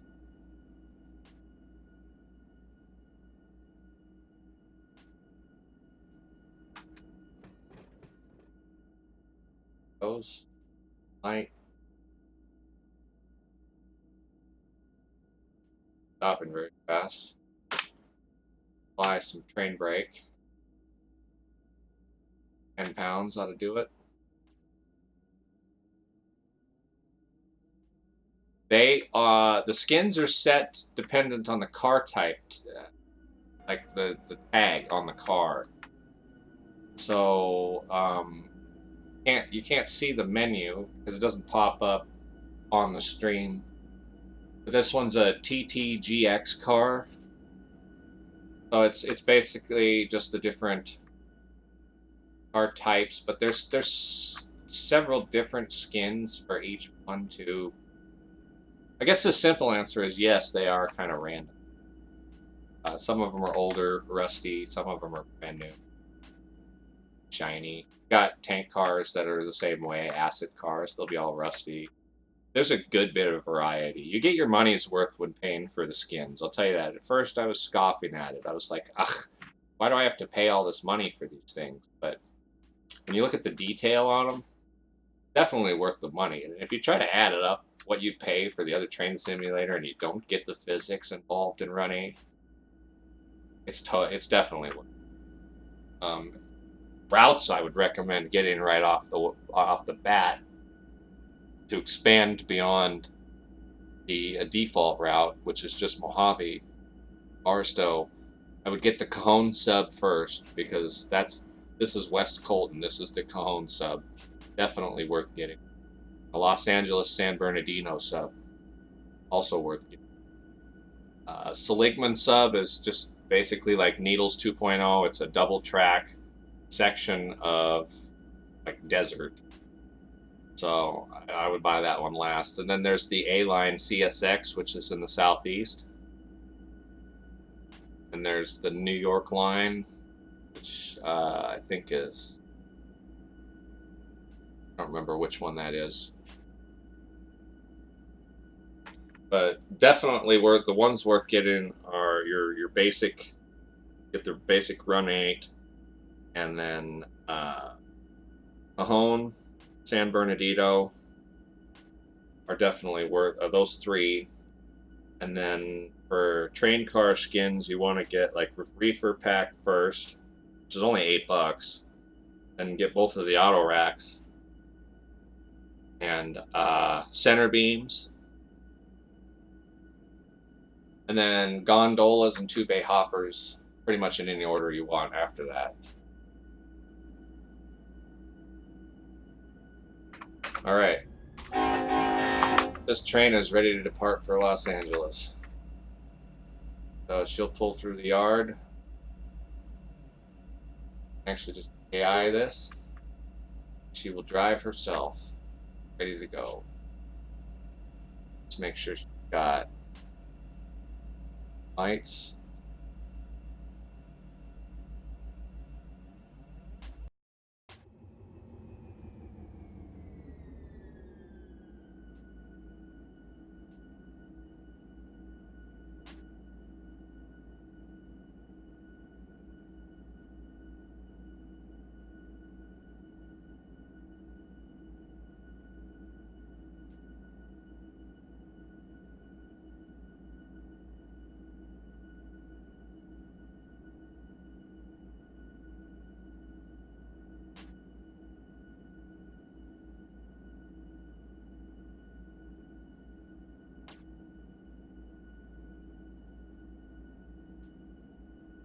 Trains.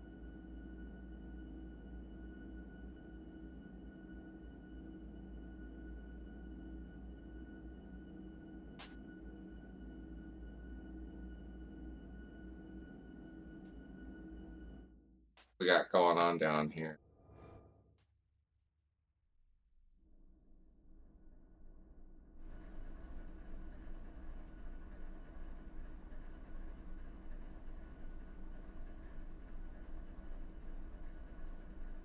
Train wait.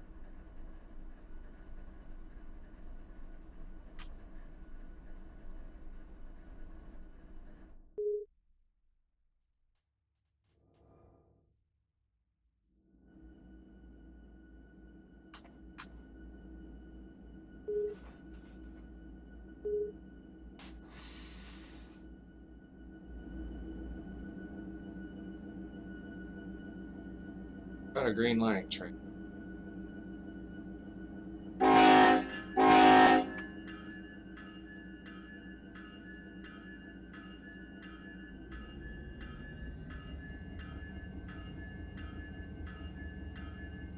Don't say might. You do have to pick this. This is the train simulator you are looking for.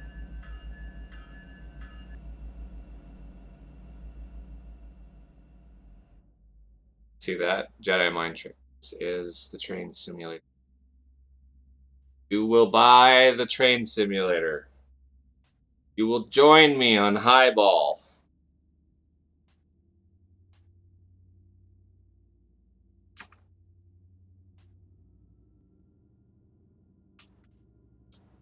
Ah, good. Now it's just moving.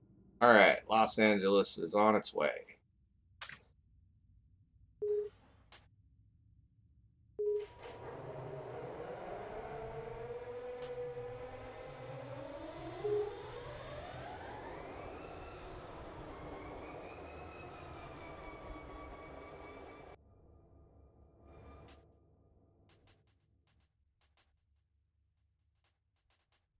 All right.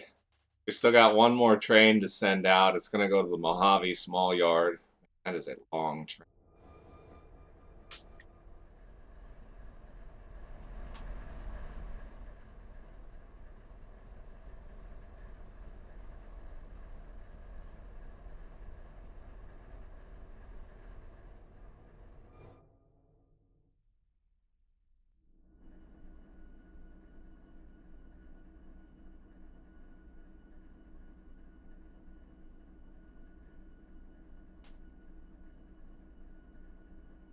Close.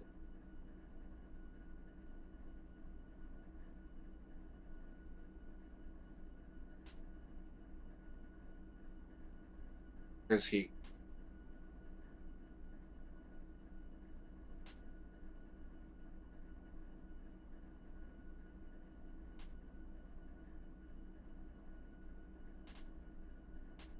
Look that one up.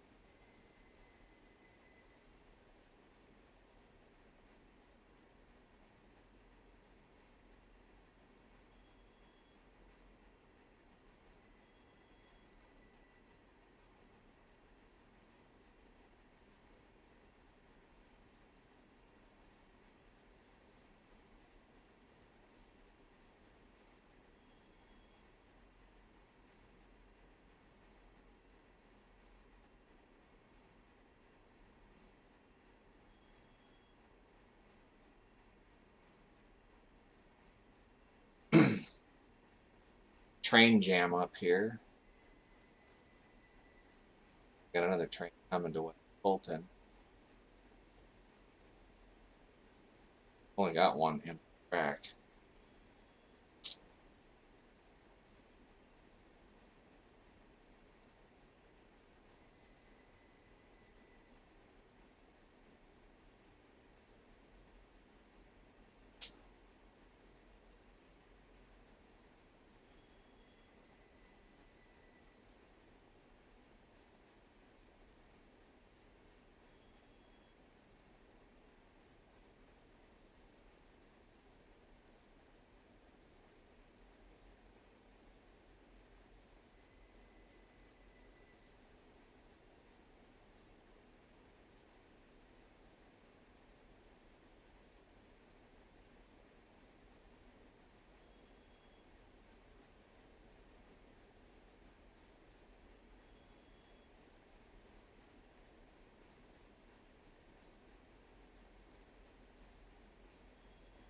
Probably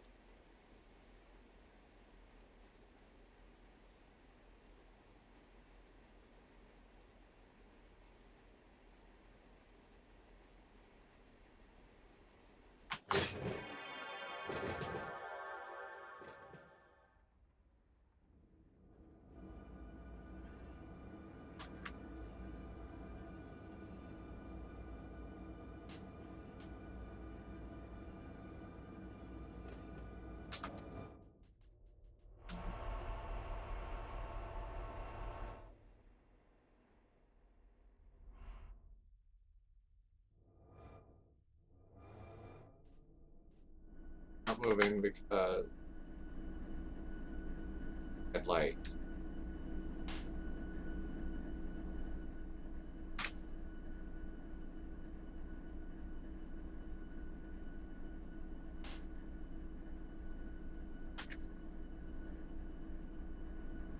Keeping up.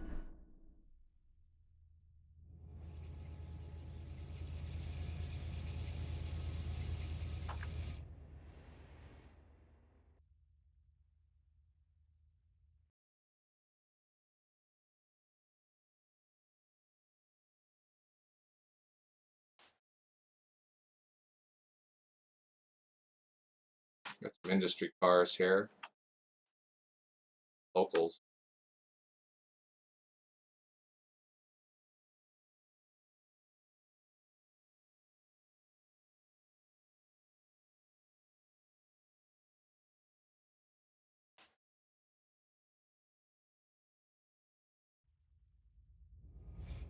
Just waiting for departure.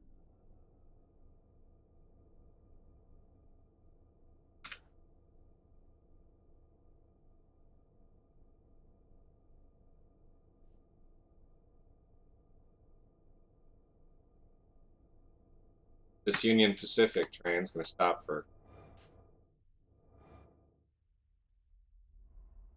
right here. Right where this bridge is. Stop for a crew change. Jam everything up. So we're going to be waiting till everything clears out. Might as well get some power hooked up to these next ones. We're going to need lots of power for these.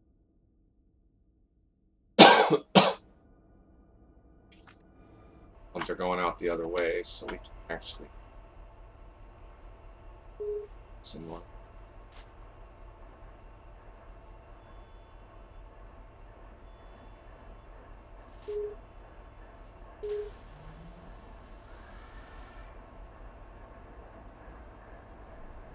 Grab these three and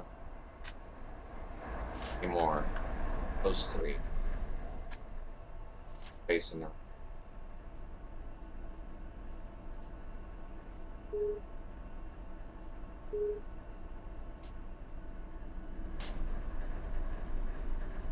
Good. So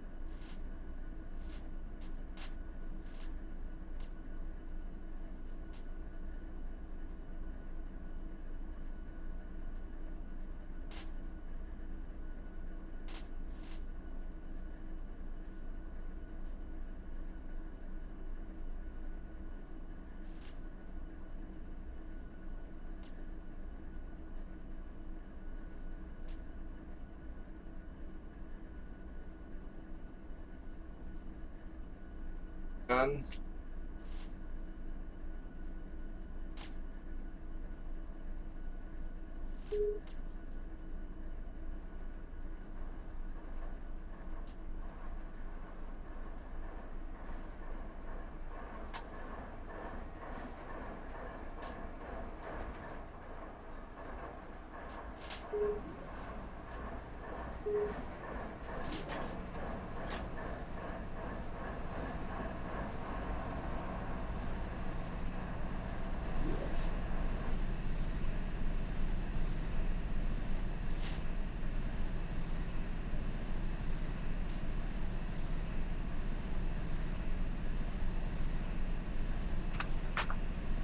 Go forward. So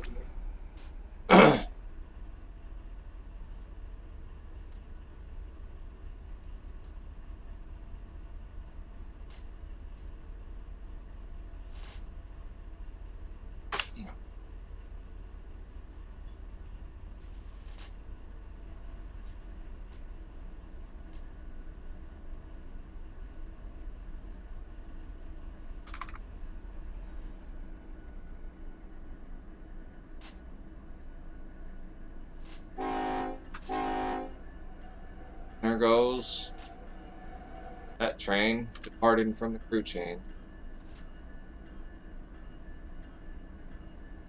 3 trains going that direction. Bound. Bound and down.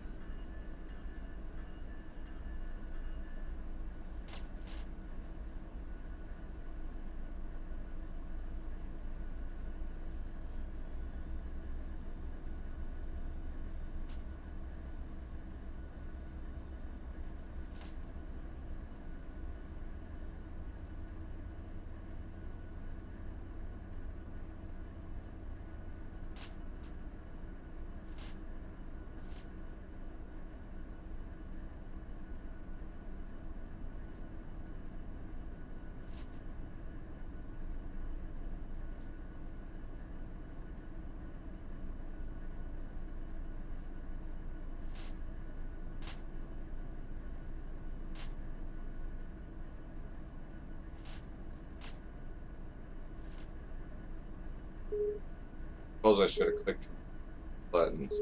Gone a little faster.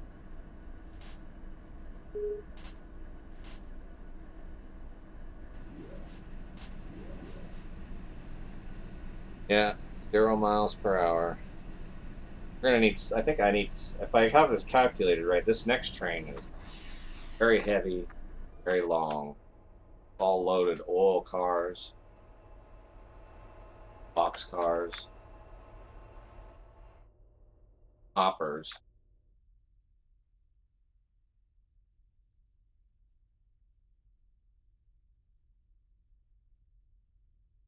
Thought it was. Oh, that'll make it.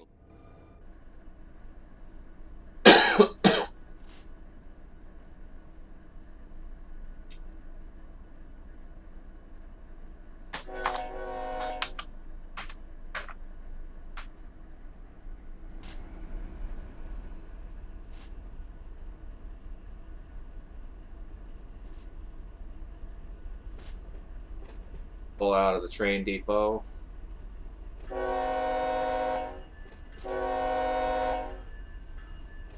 Oh, the controls are, there's a PDF file that comes with the game. Print or stick the keyboard layout somewhere so you can reference it, because you'll definitely need it to start out. There's a lot of control and shift and right control buttons. If you want even better realism, you can invest in a rail driver, which some people use around. I like using the keyboard. I do just fine with the keyboard. But if you're really into trains, you can get a rail driver. Maybe even make it work with Derail Valley.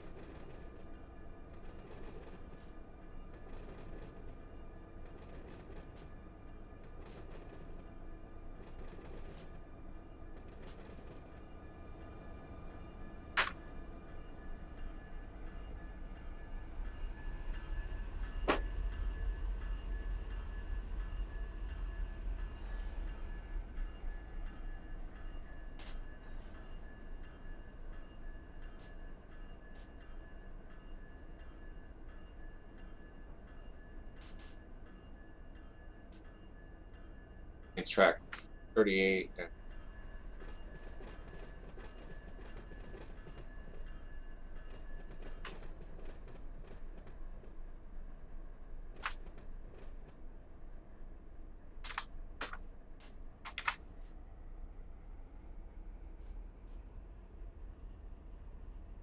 the cabs. I know I haven't shown you the cabs yet, but the cabs are great. Most of it's fully interactable, like you can dial, like call the dispatcher, and it'll dispatch your tone. Most of the stuff in the cab is selectable depending on which cab you're in. Like, sand works, bell. Can't click the throttle controls yet. They're still working on some stuff. But these visual screens, those are completely interactable and you can select them, change them up. So like, let's see here. That one changes the right one.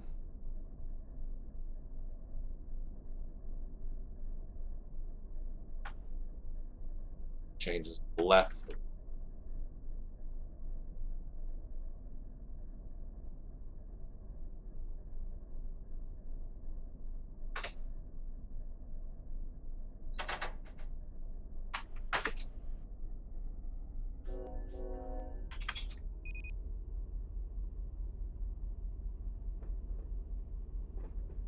Yeah. Yeah, this does have multi-monitor support, up to 3 monitors.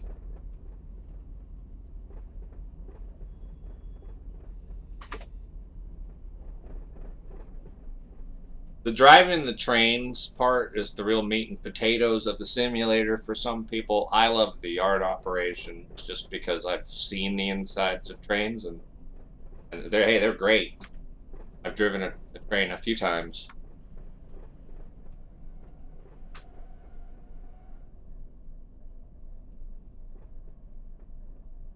So this is our DPU rear helper unit. We're just hooking it up to the back right now. Line our angle cocks. Set the parking brake. Jump out here.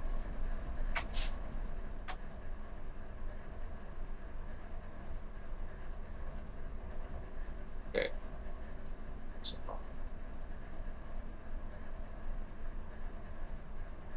Go. Back.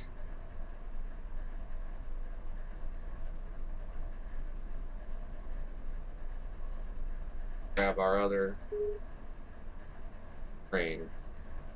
Yeah, Derail Valley definitely gives it a challenge. The challenge in Run 8, though, is to get over passes and stuff without breaking couplers and splitting your train into 400 pieces. So you may not derail, but there are other things that can happen. Like you can get defects, train, you can hit the detectors, which means your train is too tall or too wide to go through a tunnel. There's lots of other things that happen besides derailments that the game models.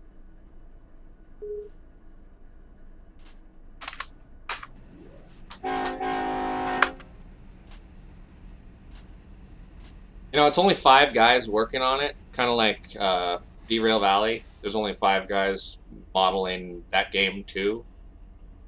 So I wouldn't put it past them to eventually model derailments. They have high rail vehicles in this game already. You can drive the high rail trucks and do maintenance of way operations on the tracks. I know that's the thing. I haven't actually tested it out myself yet to see how it works, but someone was trying to explain it to me. So there's a ton of stuff in this that I still haven't even scratched the surface on.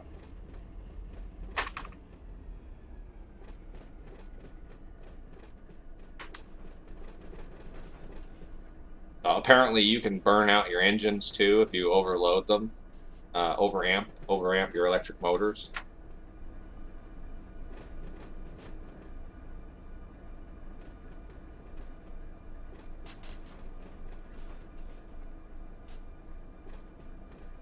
The dispatching's kind of really pretty cool too. You can, if you don't want to drive trains or do yard operations, you can just sit there and tell trains where to go all day long. There's people who just sit on here and dispatch, and the dispatching system works with the radio. The really cool thing about this that I haven't tested it out yet, but you can hook TeamSpeak to the radio when you dial like *50. That calls up the dispatcher for this area, which when you look on the dispatch screen, it'll tell you which radio channel you need to be on. So, like this section, I should be on channel 42. And when you set channel 42, it should, if the TeamSpeak set up properly, it'll change you to channel 42 in TeamSpeak. So, that dispatcher.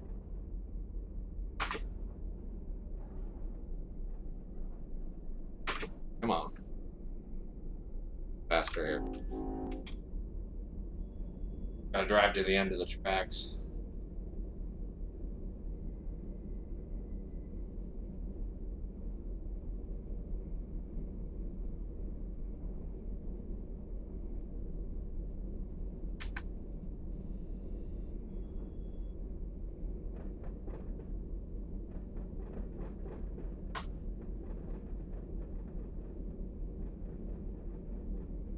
There's also train fencing, which if you don't know what that is, that's where you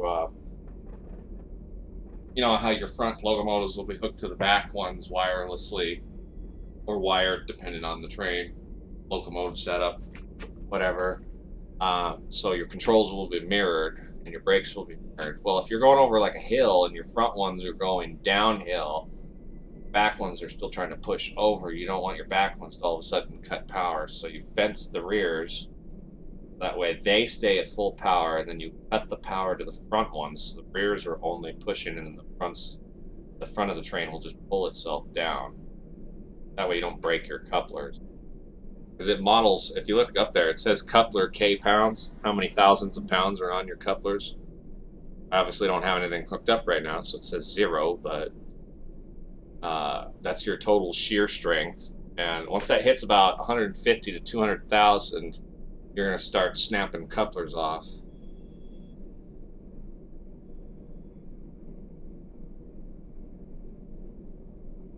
Really depends. It depends on the physics. If it's like slow, if you're going slow and it hits 200,000, it probably won't break a coupler. But if you like shear it or just like slam on the brakes or something, shear strength will just slice the coupler right off.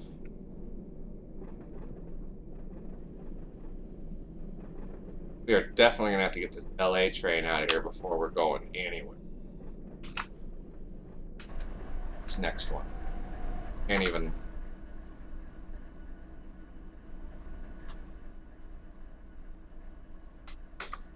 Just barely missed the switch.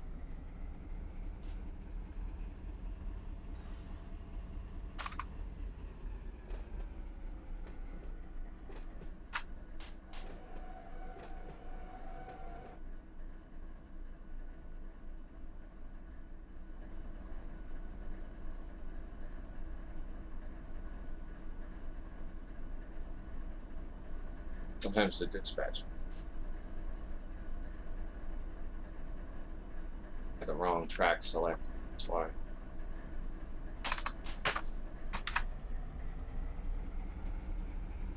Cool thing about it is if you can't figure out where a switch is, like this is a CTC automatic switch, just stand on it, and then when you look at the dispatch screen, it'll tell you which switch it is.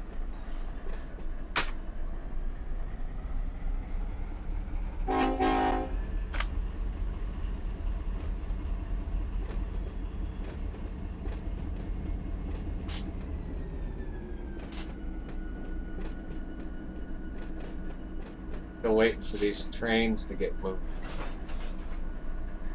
This next Union Pacific train's going to stop for a crew change.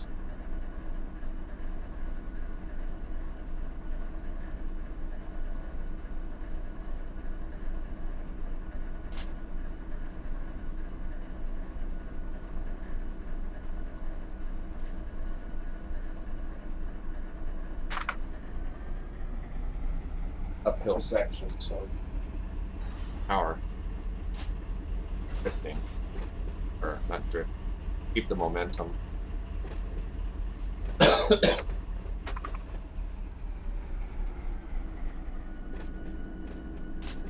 Oh, darn it, I am on the wrong track again.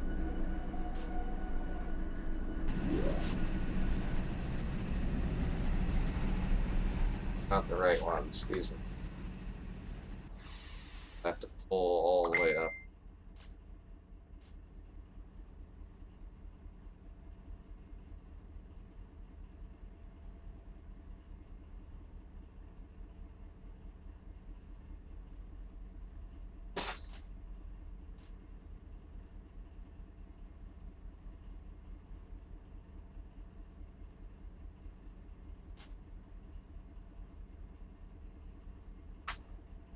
Might go a little faster if I.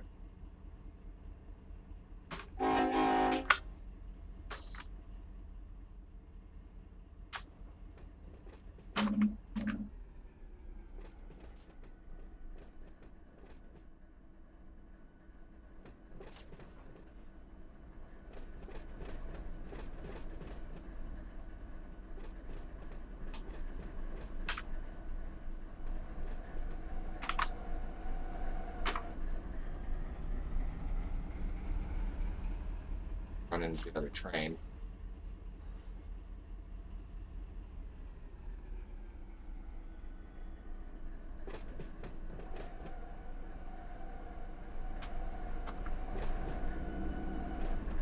Back up.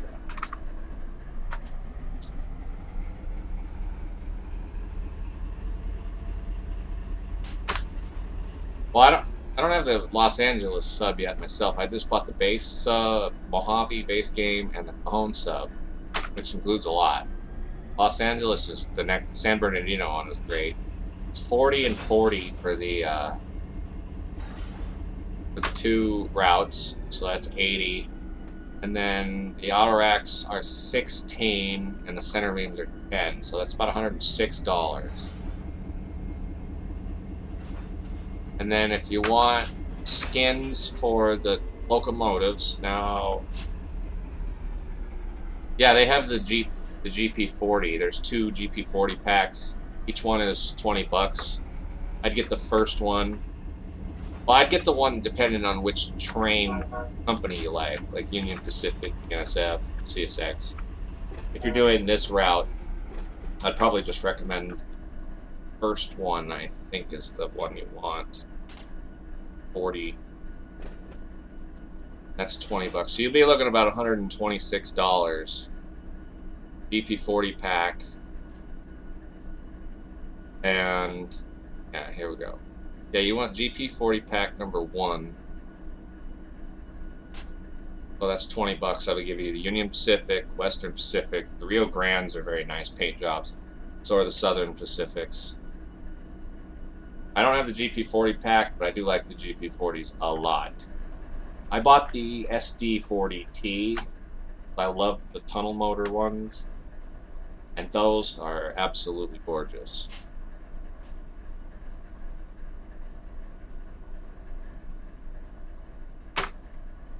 Yeah, compared to the other train simulator, $126 isn't bad. I'll tell you what, I've spent way more than that on Flight Sim. Just the PMDG stuff I own is probably $400.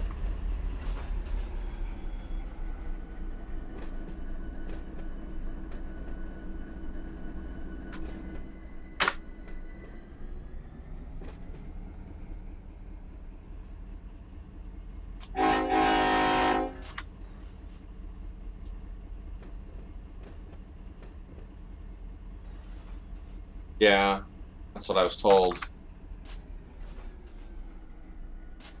Well, the physics aren't that. They're not good. They're pretty good in this. Other than not having derailments, the physics on this are great. Trains feel real with the brakes. The cars feel real.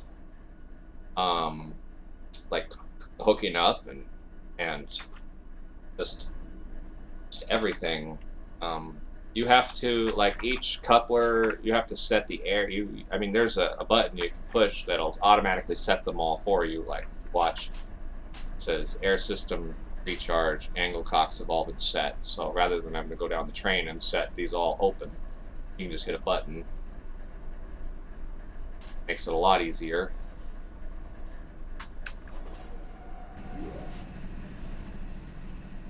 Right, well, we've got trains. This one is going to be an MWC MJ Mojave. Train's tagged for its destination.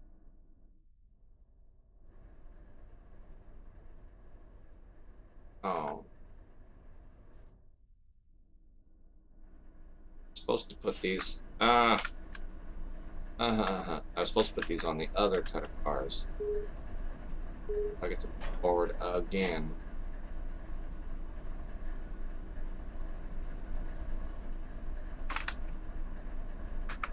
Already got the helpers on the set. Yes, there's hand brakes, air brakes. If you don't do the air brakes right, each car has its own brake reservoir, which is logged and simulated.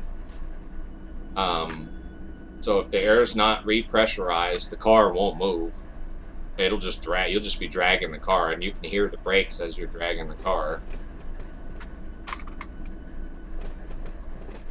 Yeah, it's all there. You can get defects on your cars too.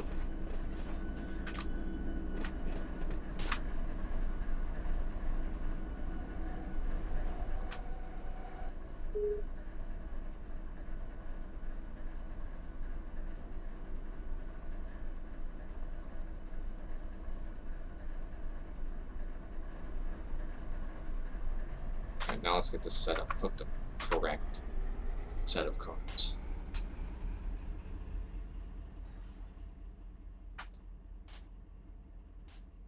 Yeah, if you don't set the handbrakes or you don't release the air out and put the cars in emergency, those cars can roll away. They'll just start rolling and keep rolling.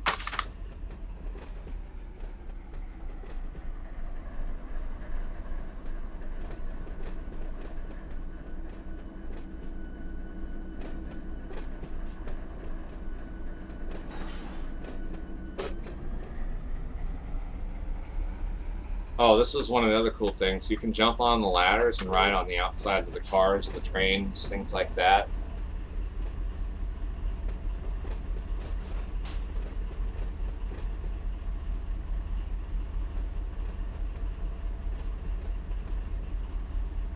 There's also the conductor's chair. You can have multiple people per train. You can have like a person working as your conductor while you're the engineer.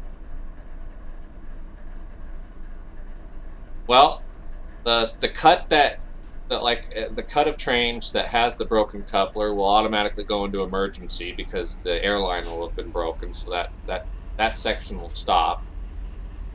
You'll get a broken coupler. Your section of train will stop too. Actually, both sections will go into emergency, and you'll be forced to stop. You'll have to close the angle cock on the back of your train, let the air repressurize. Then you have to go and replace each broken coupler individually.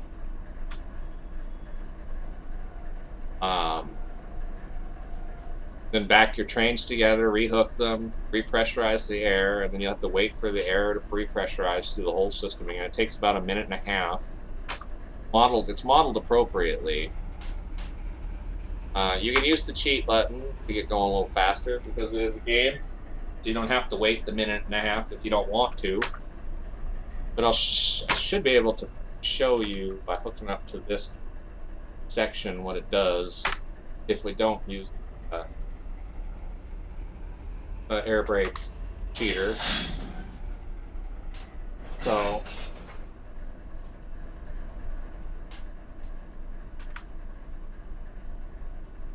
open. So if I open this, hear the air. See the brake pressure dropped on the top of the screen here. So it's now refilling. So we've got a PCS open light. That's our air brake system. So in order to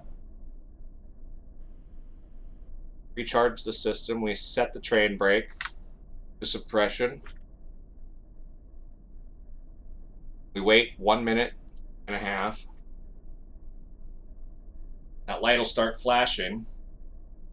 Once the light starts flashing, let off train brakes and let the system pump. Yeah, see on the bottom there it says move train brake handle to release in 65 seconds. So once it's done counting down,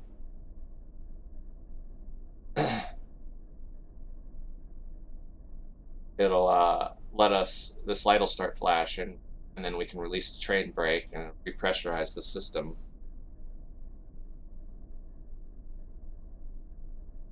So while I'm waiting for that, I'll be right back.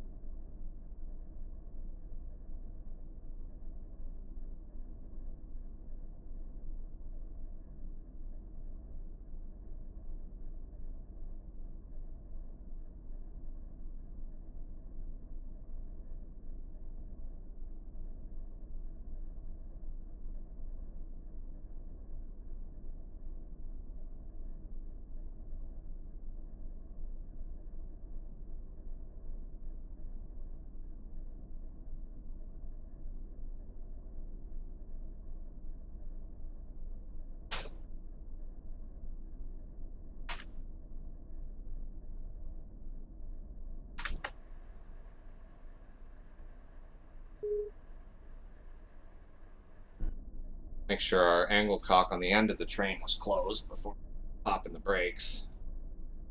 So put the reverser in neutral, release the train brakes. Our air system is now recharging. Wait for the air to come up. See, it's climbing up. Brake pressure system is set at 90 psi. Once it hits 90 psi, we can move. And that, from my understanding, is how they do it in the real world. So I'll be right back while this is still pumping up.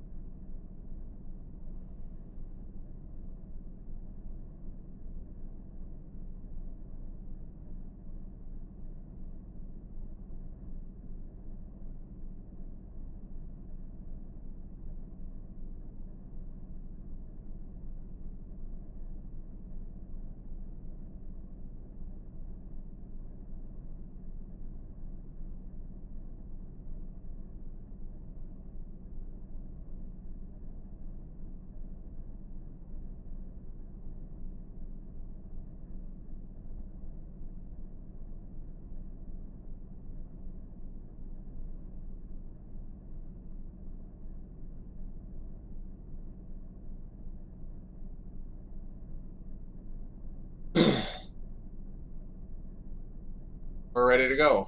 Take the parking brake off. Put in gear.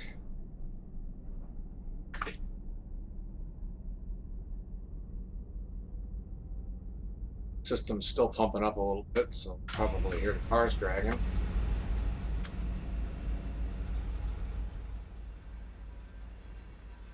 Yep. Dragging a little bit. Brakes pump up.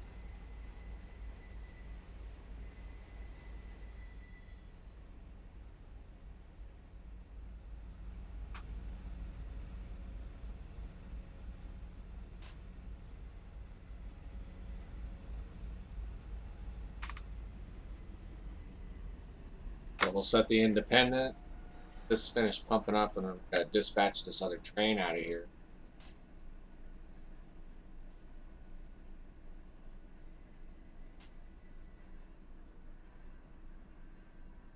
All right, that's why you.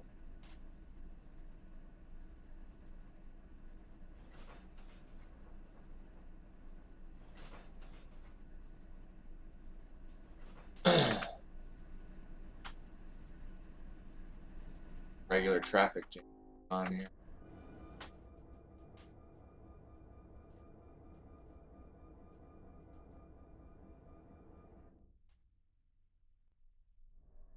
Busy on the West Colton tracks.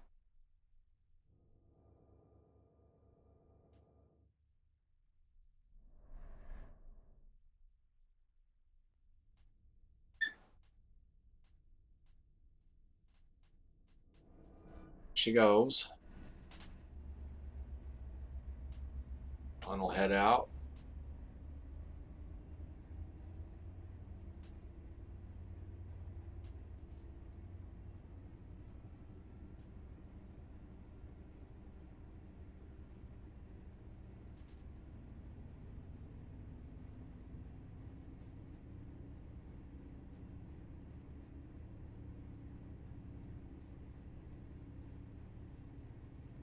That train is clear. Our LA train will depart, cross the tracks.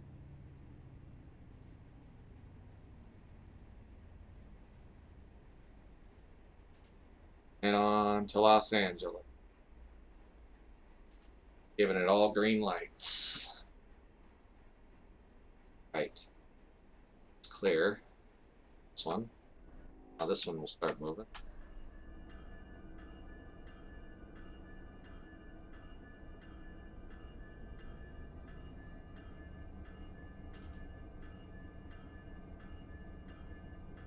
Of course, he'll pull forward up to the crew change and then stop. So it'll only move about 100 yards.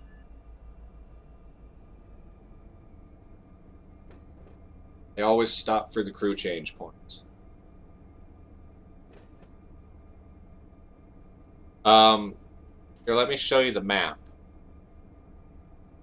They are interconnected, but certain tracks, like Union Pacific, has trackage rights on certain parts of BNSF. Some part, from my understanding, that Union Pacific actually has trackage rights on all of it now. But with the prototypical operations they run, they try to keep the Union Pacific trains on the Union Pacific tracks. You can route them however you want. When the AI will just drive straight.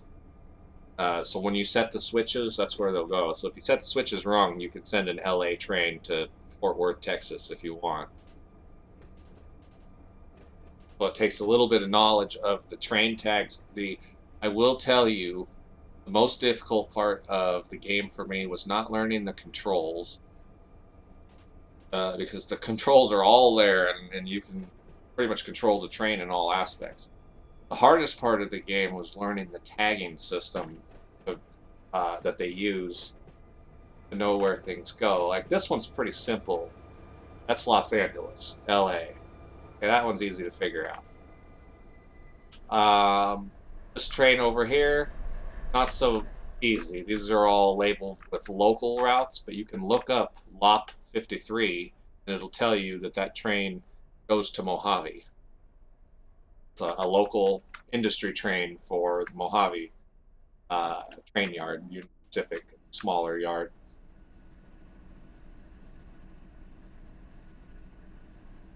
But that's about it. I mean, when you figure out the trains, Like these ones here, LS916.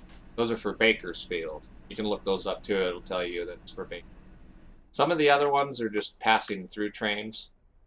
Kind of got to guess on what the tags mean. Like that one train I just sent out, the Yuma sub, was a Los Angeles to G1. Now, I'm pretty sure that's a train that goes out east, so I sent it out east. It's not an actual train that stops anywhere on a local route, so it have really no bearing on the industries. You can delete it if you want. I find that very unrealistic. I'll just dispatch them out to a location. When they go off the route, there's lots like what's called off-route destination. They'll just despawn themselves. Where is the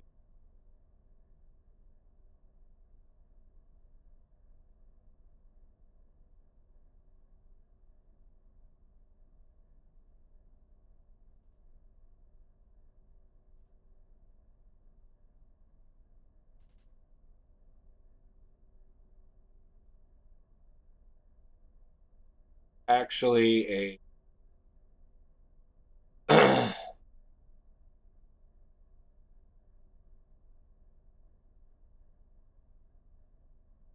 a downloaded file, but it shows you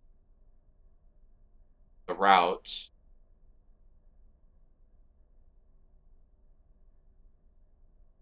You go here to the maps page.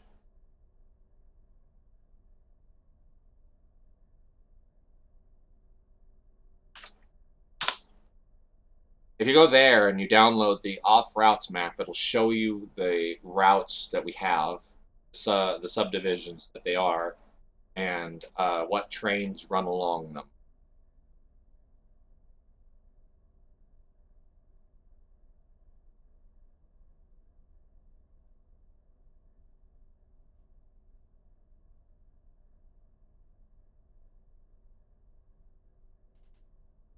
Stop point, like I said, go 100 yards and stop. So stop there for a couple minutes and then it'll continue on. So it's going to go down this way, cross over at the track right. That train is waiting. This one is MN, not Minnesota. It's, sometimes you can look them up.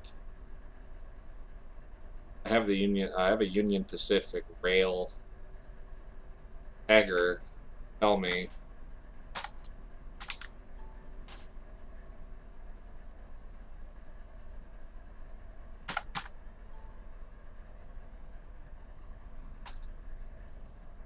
looks like MN is Marion, Arkansas. So that train will go out to Arkansas.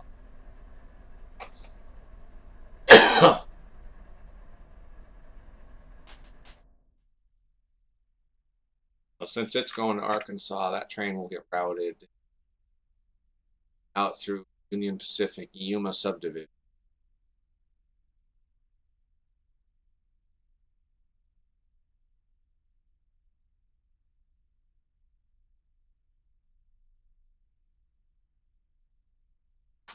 One of these days.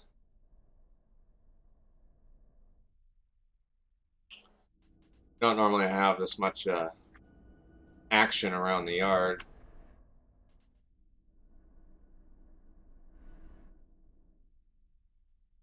On the main line, I mean. Usually it's a lot easier to get trains to depart.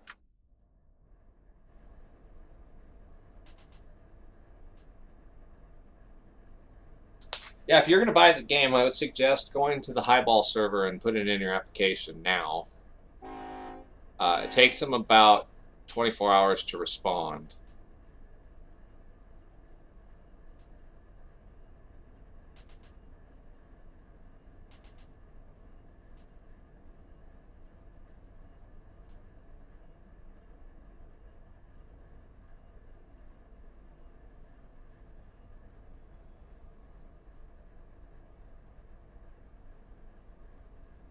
All right, there she goes. And the information is there.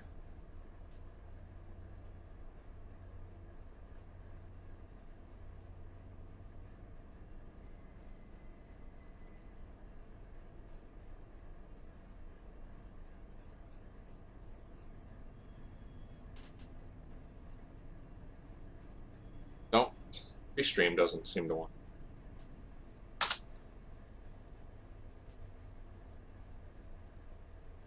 Post my text message.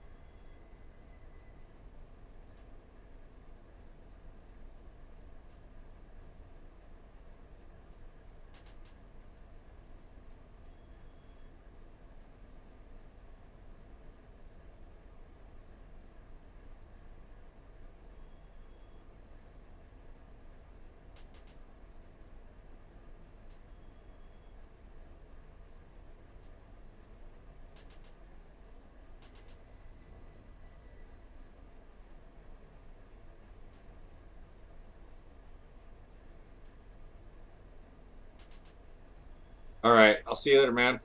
Have a great one. I'll catch you around.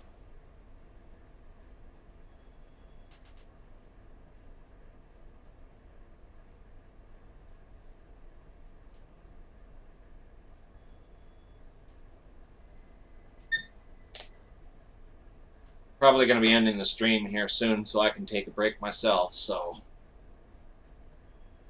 once I get this other train departed, I'll take a break, and then I might be back later to show some more yard operations. Maybe I'll catch you then.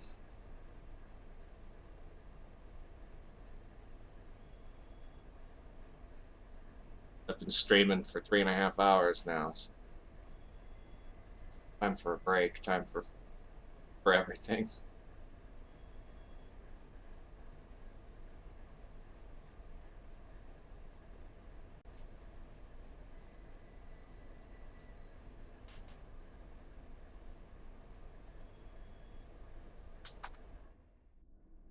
Right. Finally clear.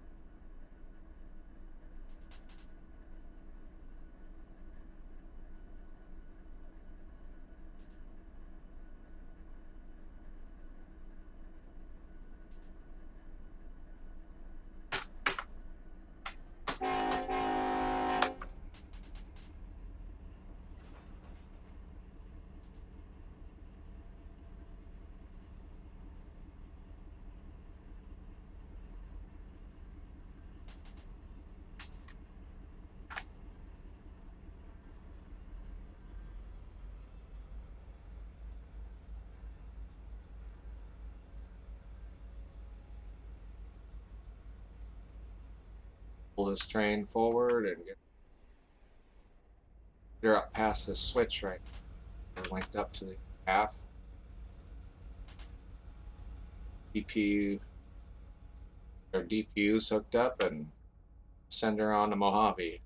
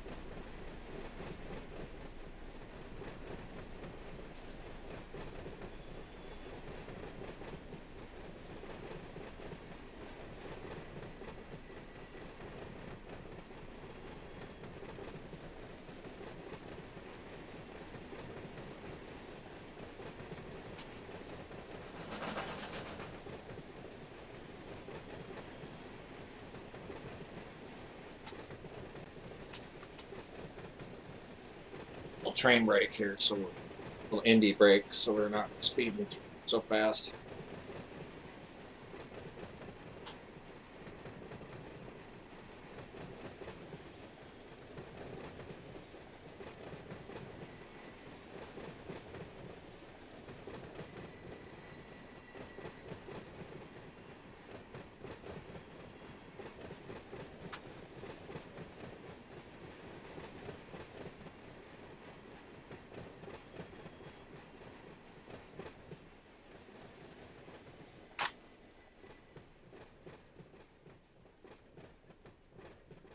Train to stop. Some train brake, I guess.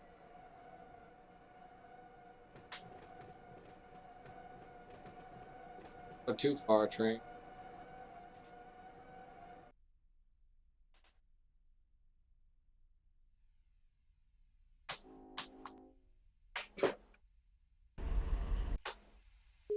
Grab right onto the back of the car here and ride it.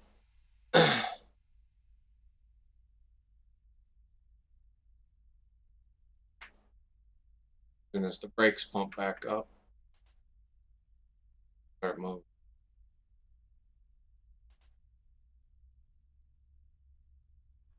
There we go.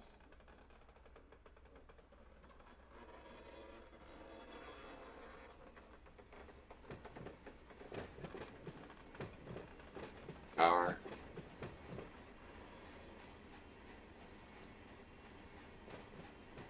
Little more power.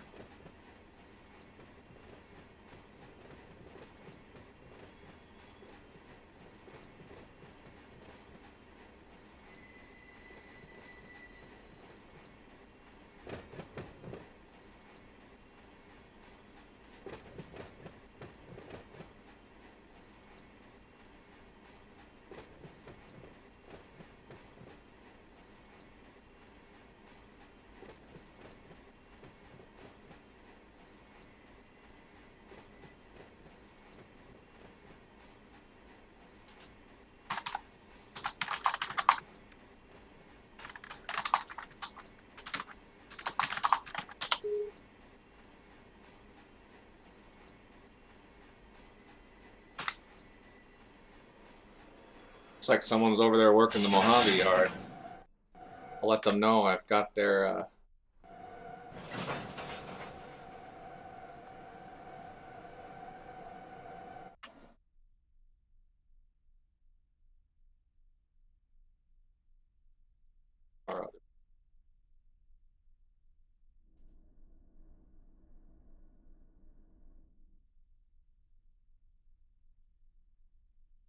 air and set up our DPU.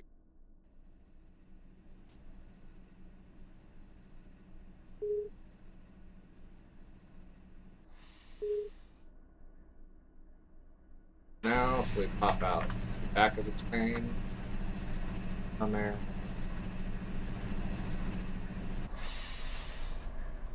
It's on.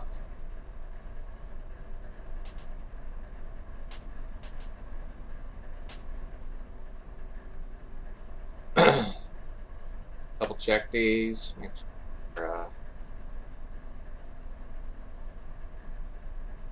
Go. Got one train that didn't get refueled. One locomotive that didn't get refueled.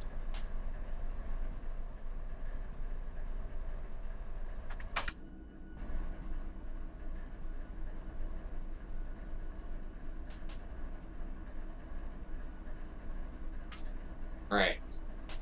It's all set. Part. Like I've got to back it up.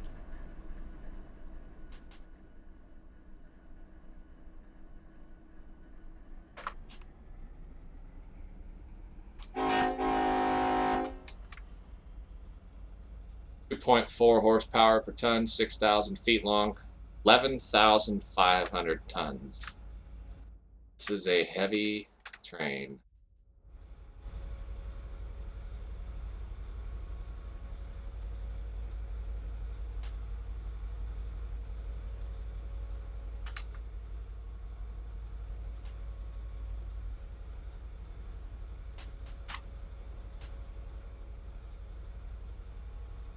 Go.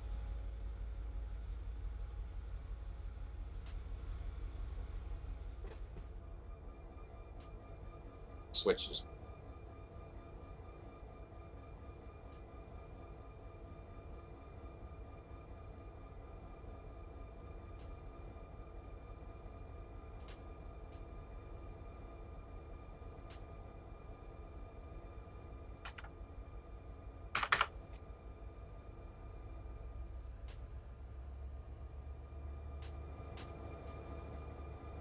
Go down through.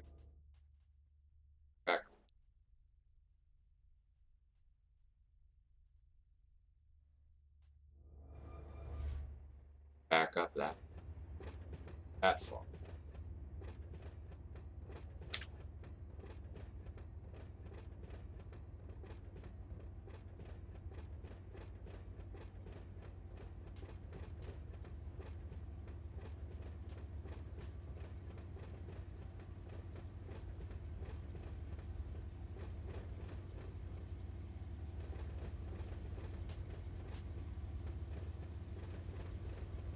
And just start long too.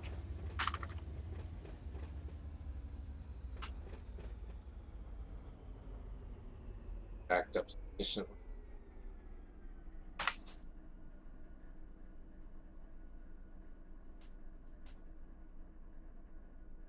Light.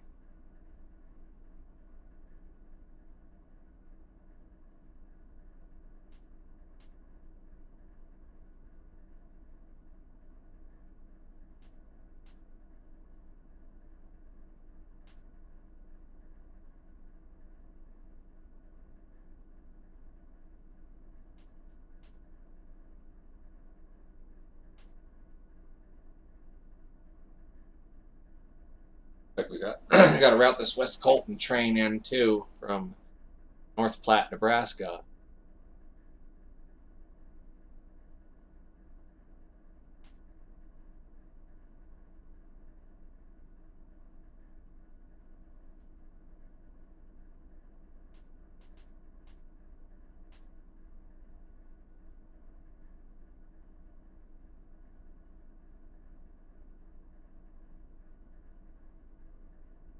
This one.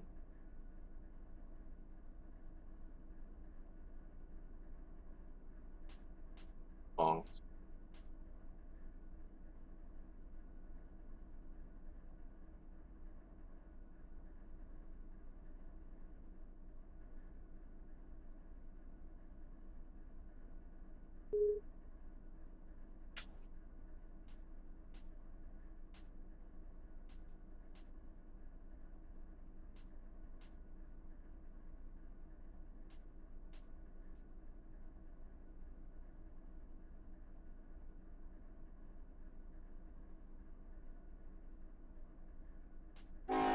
That train will continue on until it gets to the junction right before my train.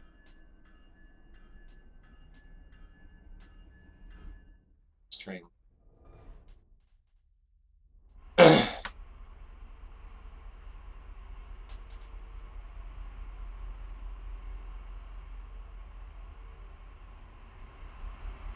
On to Arkansas.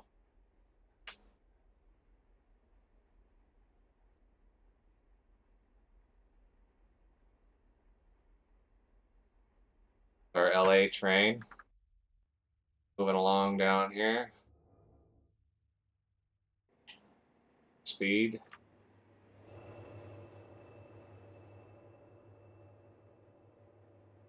Goes with all her pretty auto rack cars. Man, those are nice looking.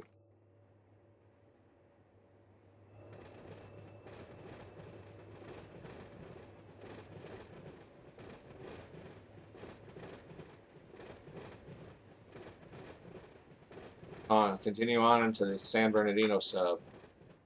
I do not have.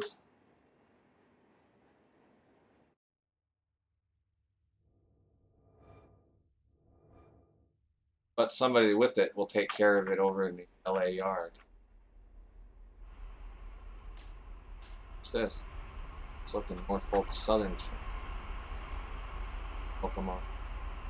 A little odd to have.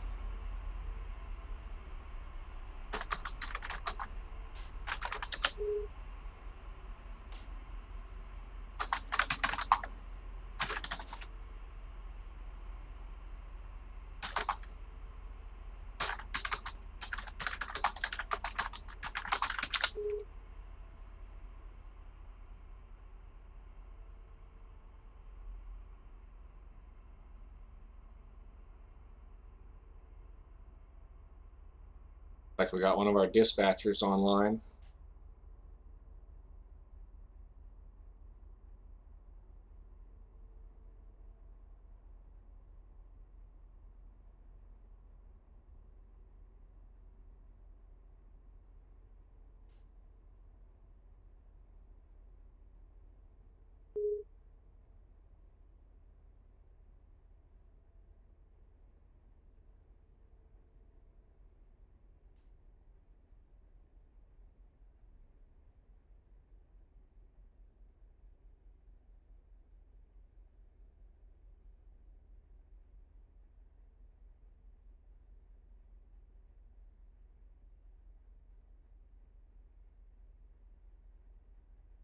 too bad I can't show you the dispatch screen. Doesn't seem to show, like an overlay or something. Doesn't appear.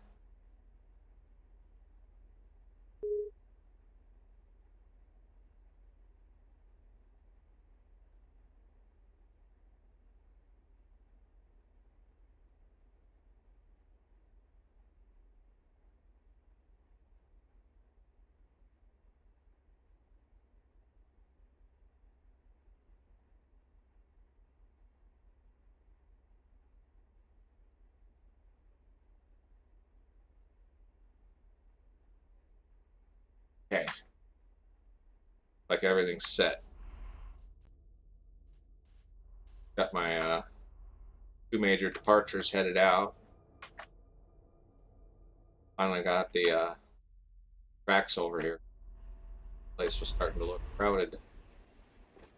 There she goes, round Slover Crossing, and on to Mojave.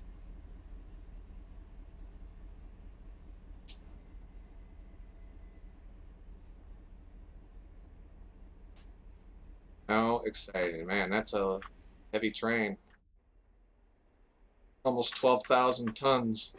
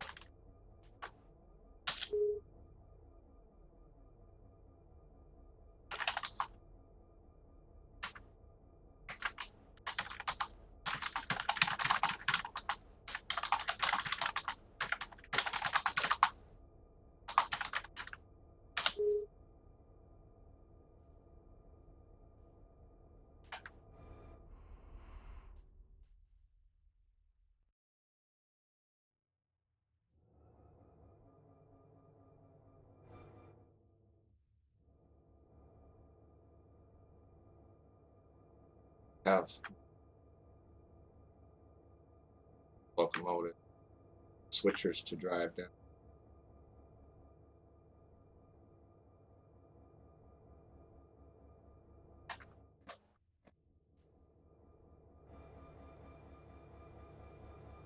For some reason, this switcher is sitting right.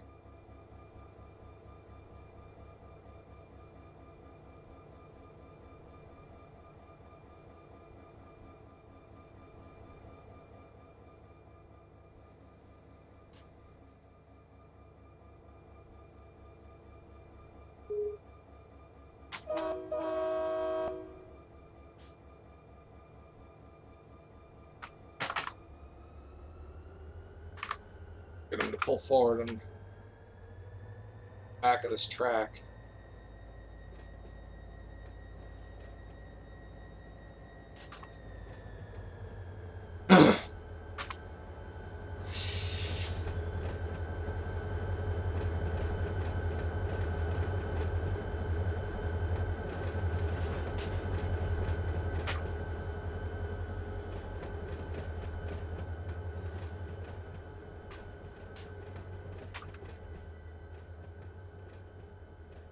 Back to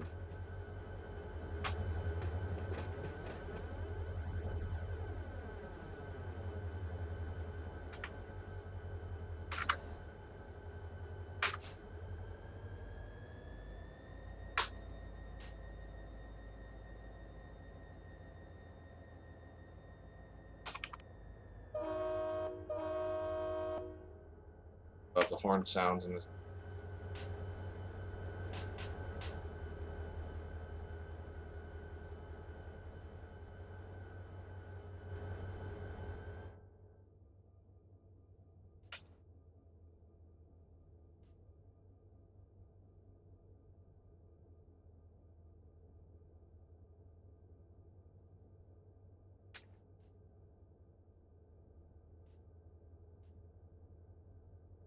Him to pull up right behind the other.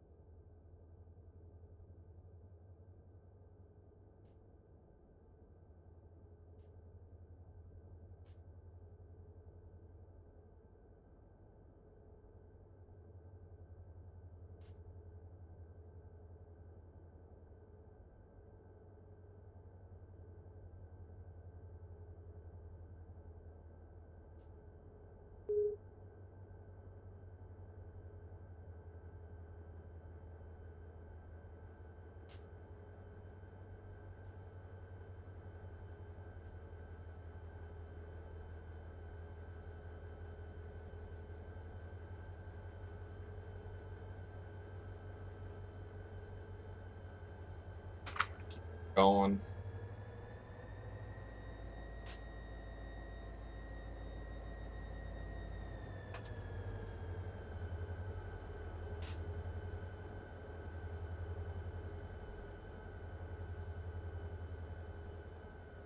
Just keep swimming.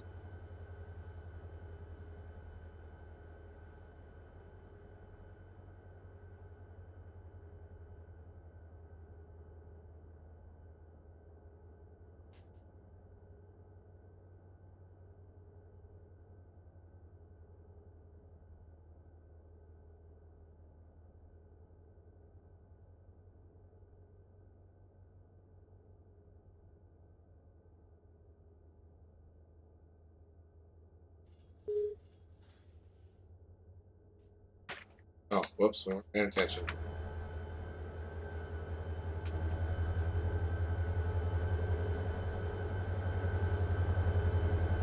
Break the coupler.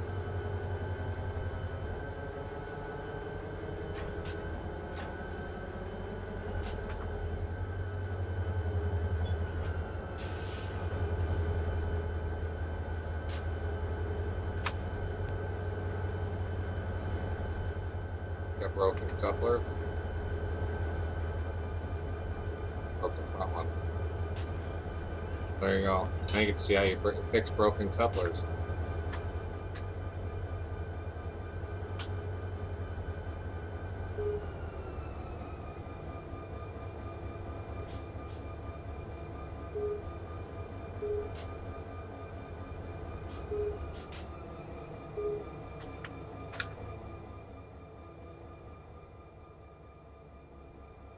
But more people are logging in.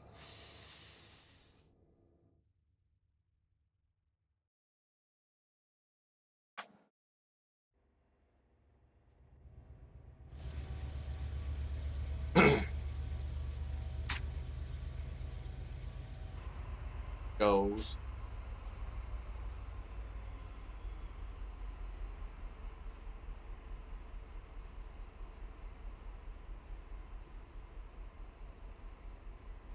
Arkansas.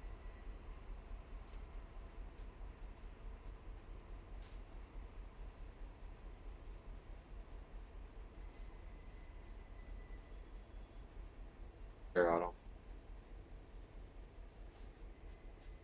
Yard. Want to leave those all flipped.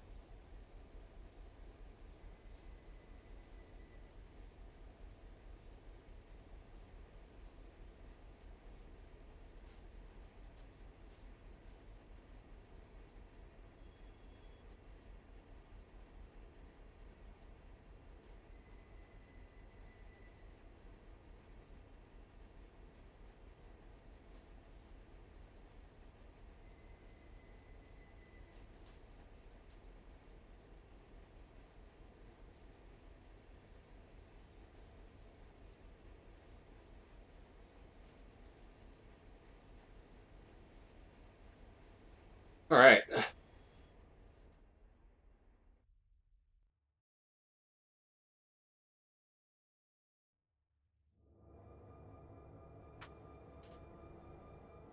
think I'll probably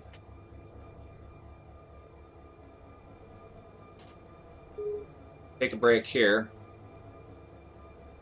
Then we'll be back in a little while to do processing and see our receipt card is packed full.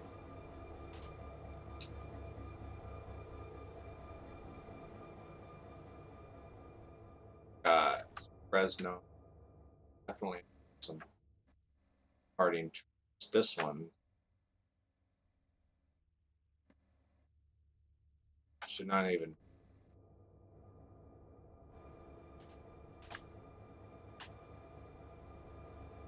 Probably be the first one.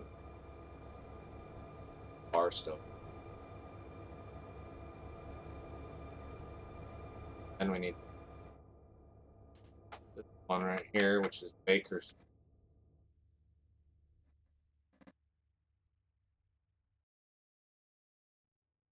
Thing. Baker's.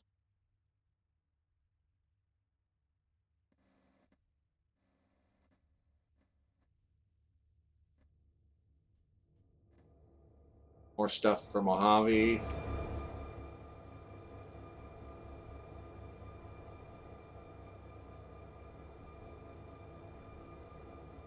Well, I'm going to take a break here. Tune in later. Thanks for watching. And guys, have a great day.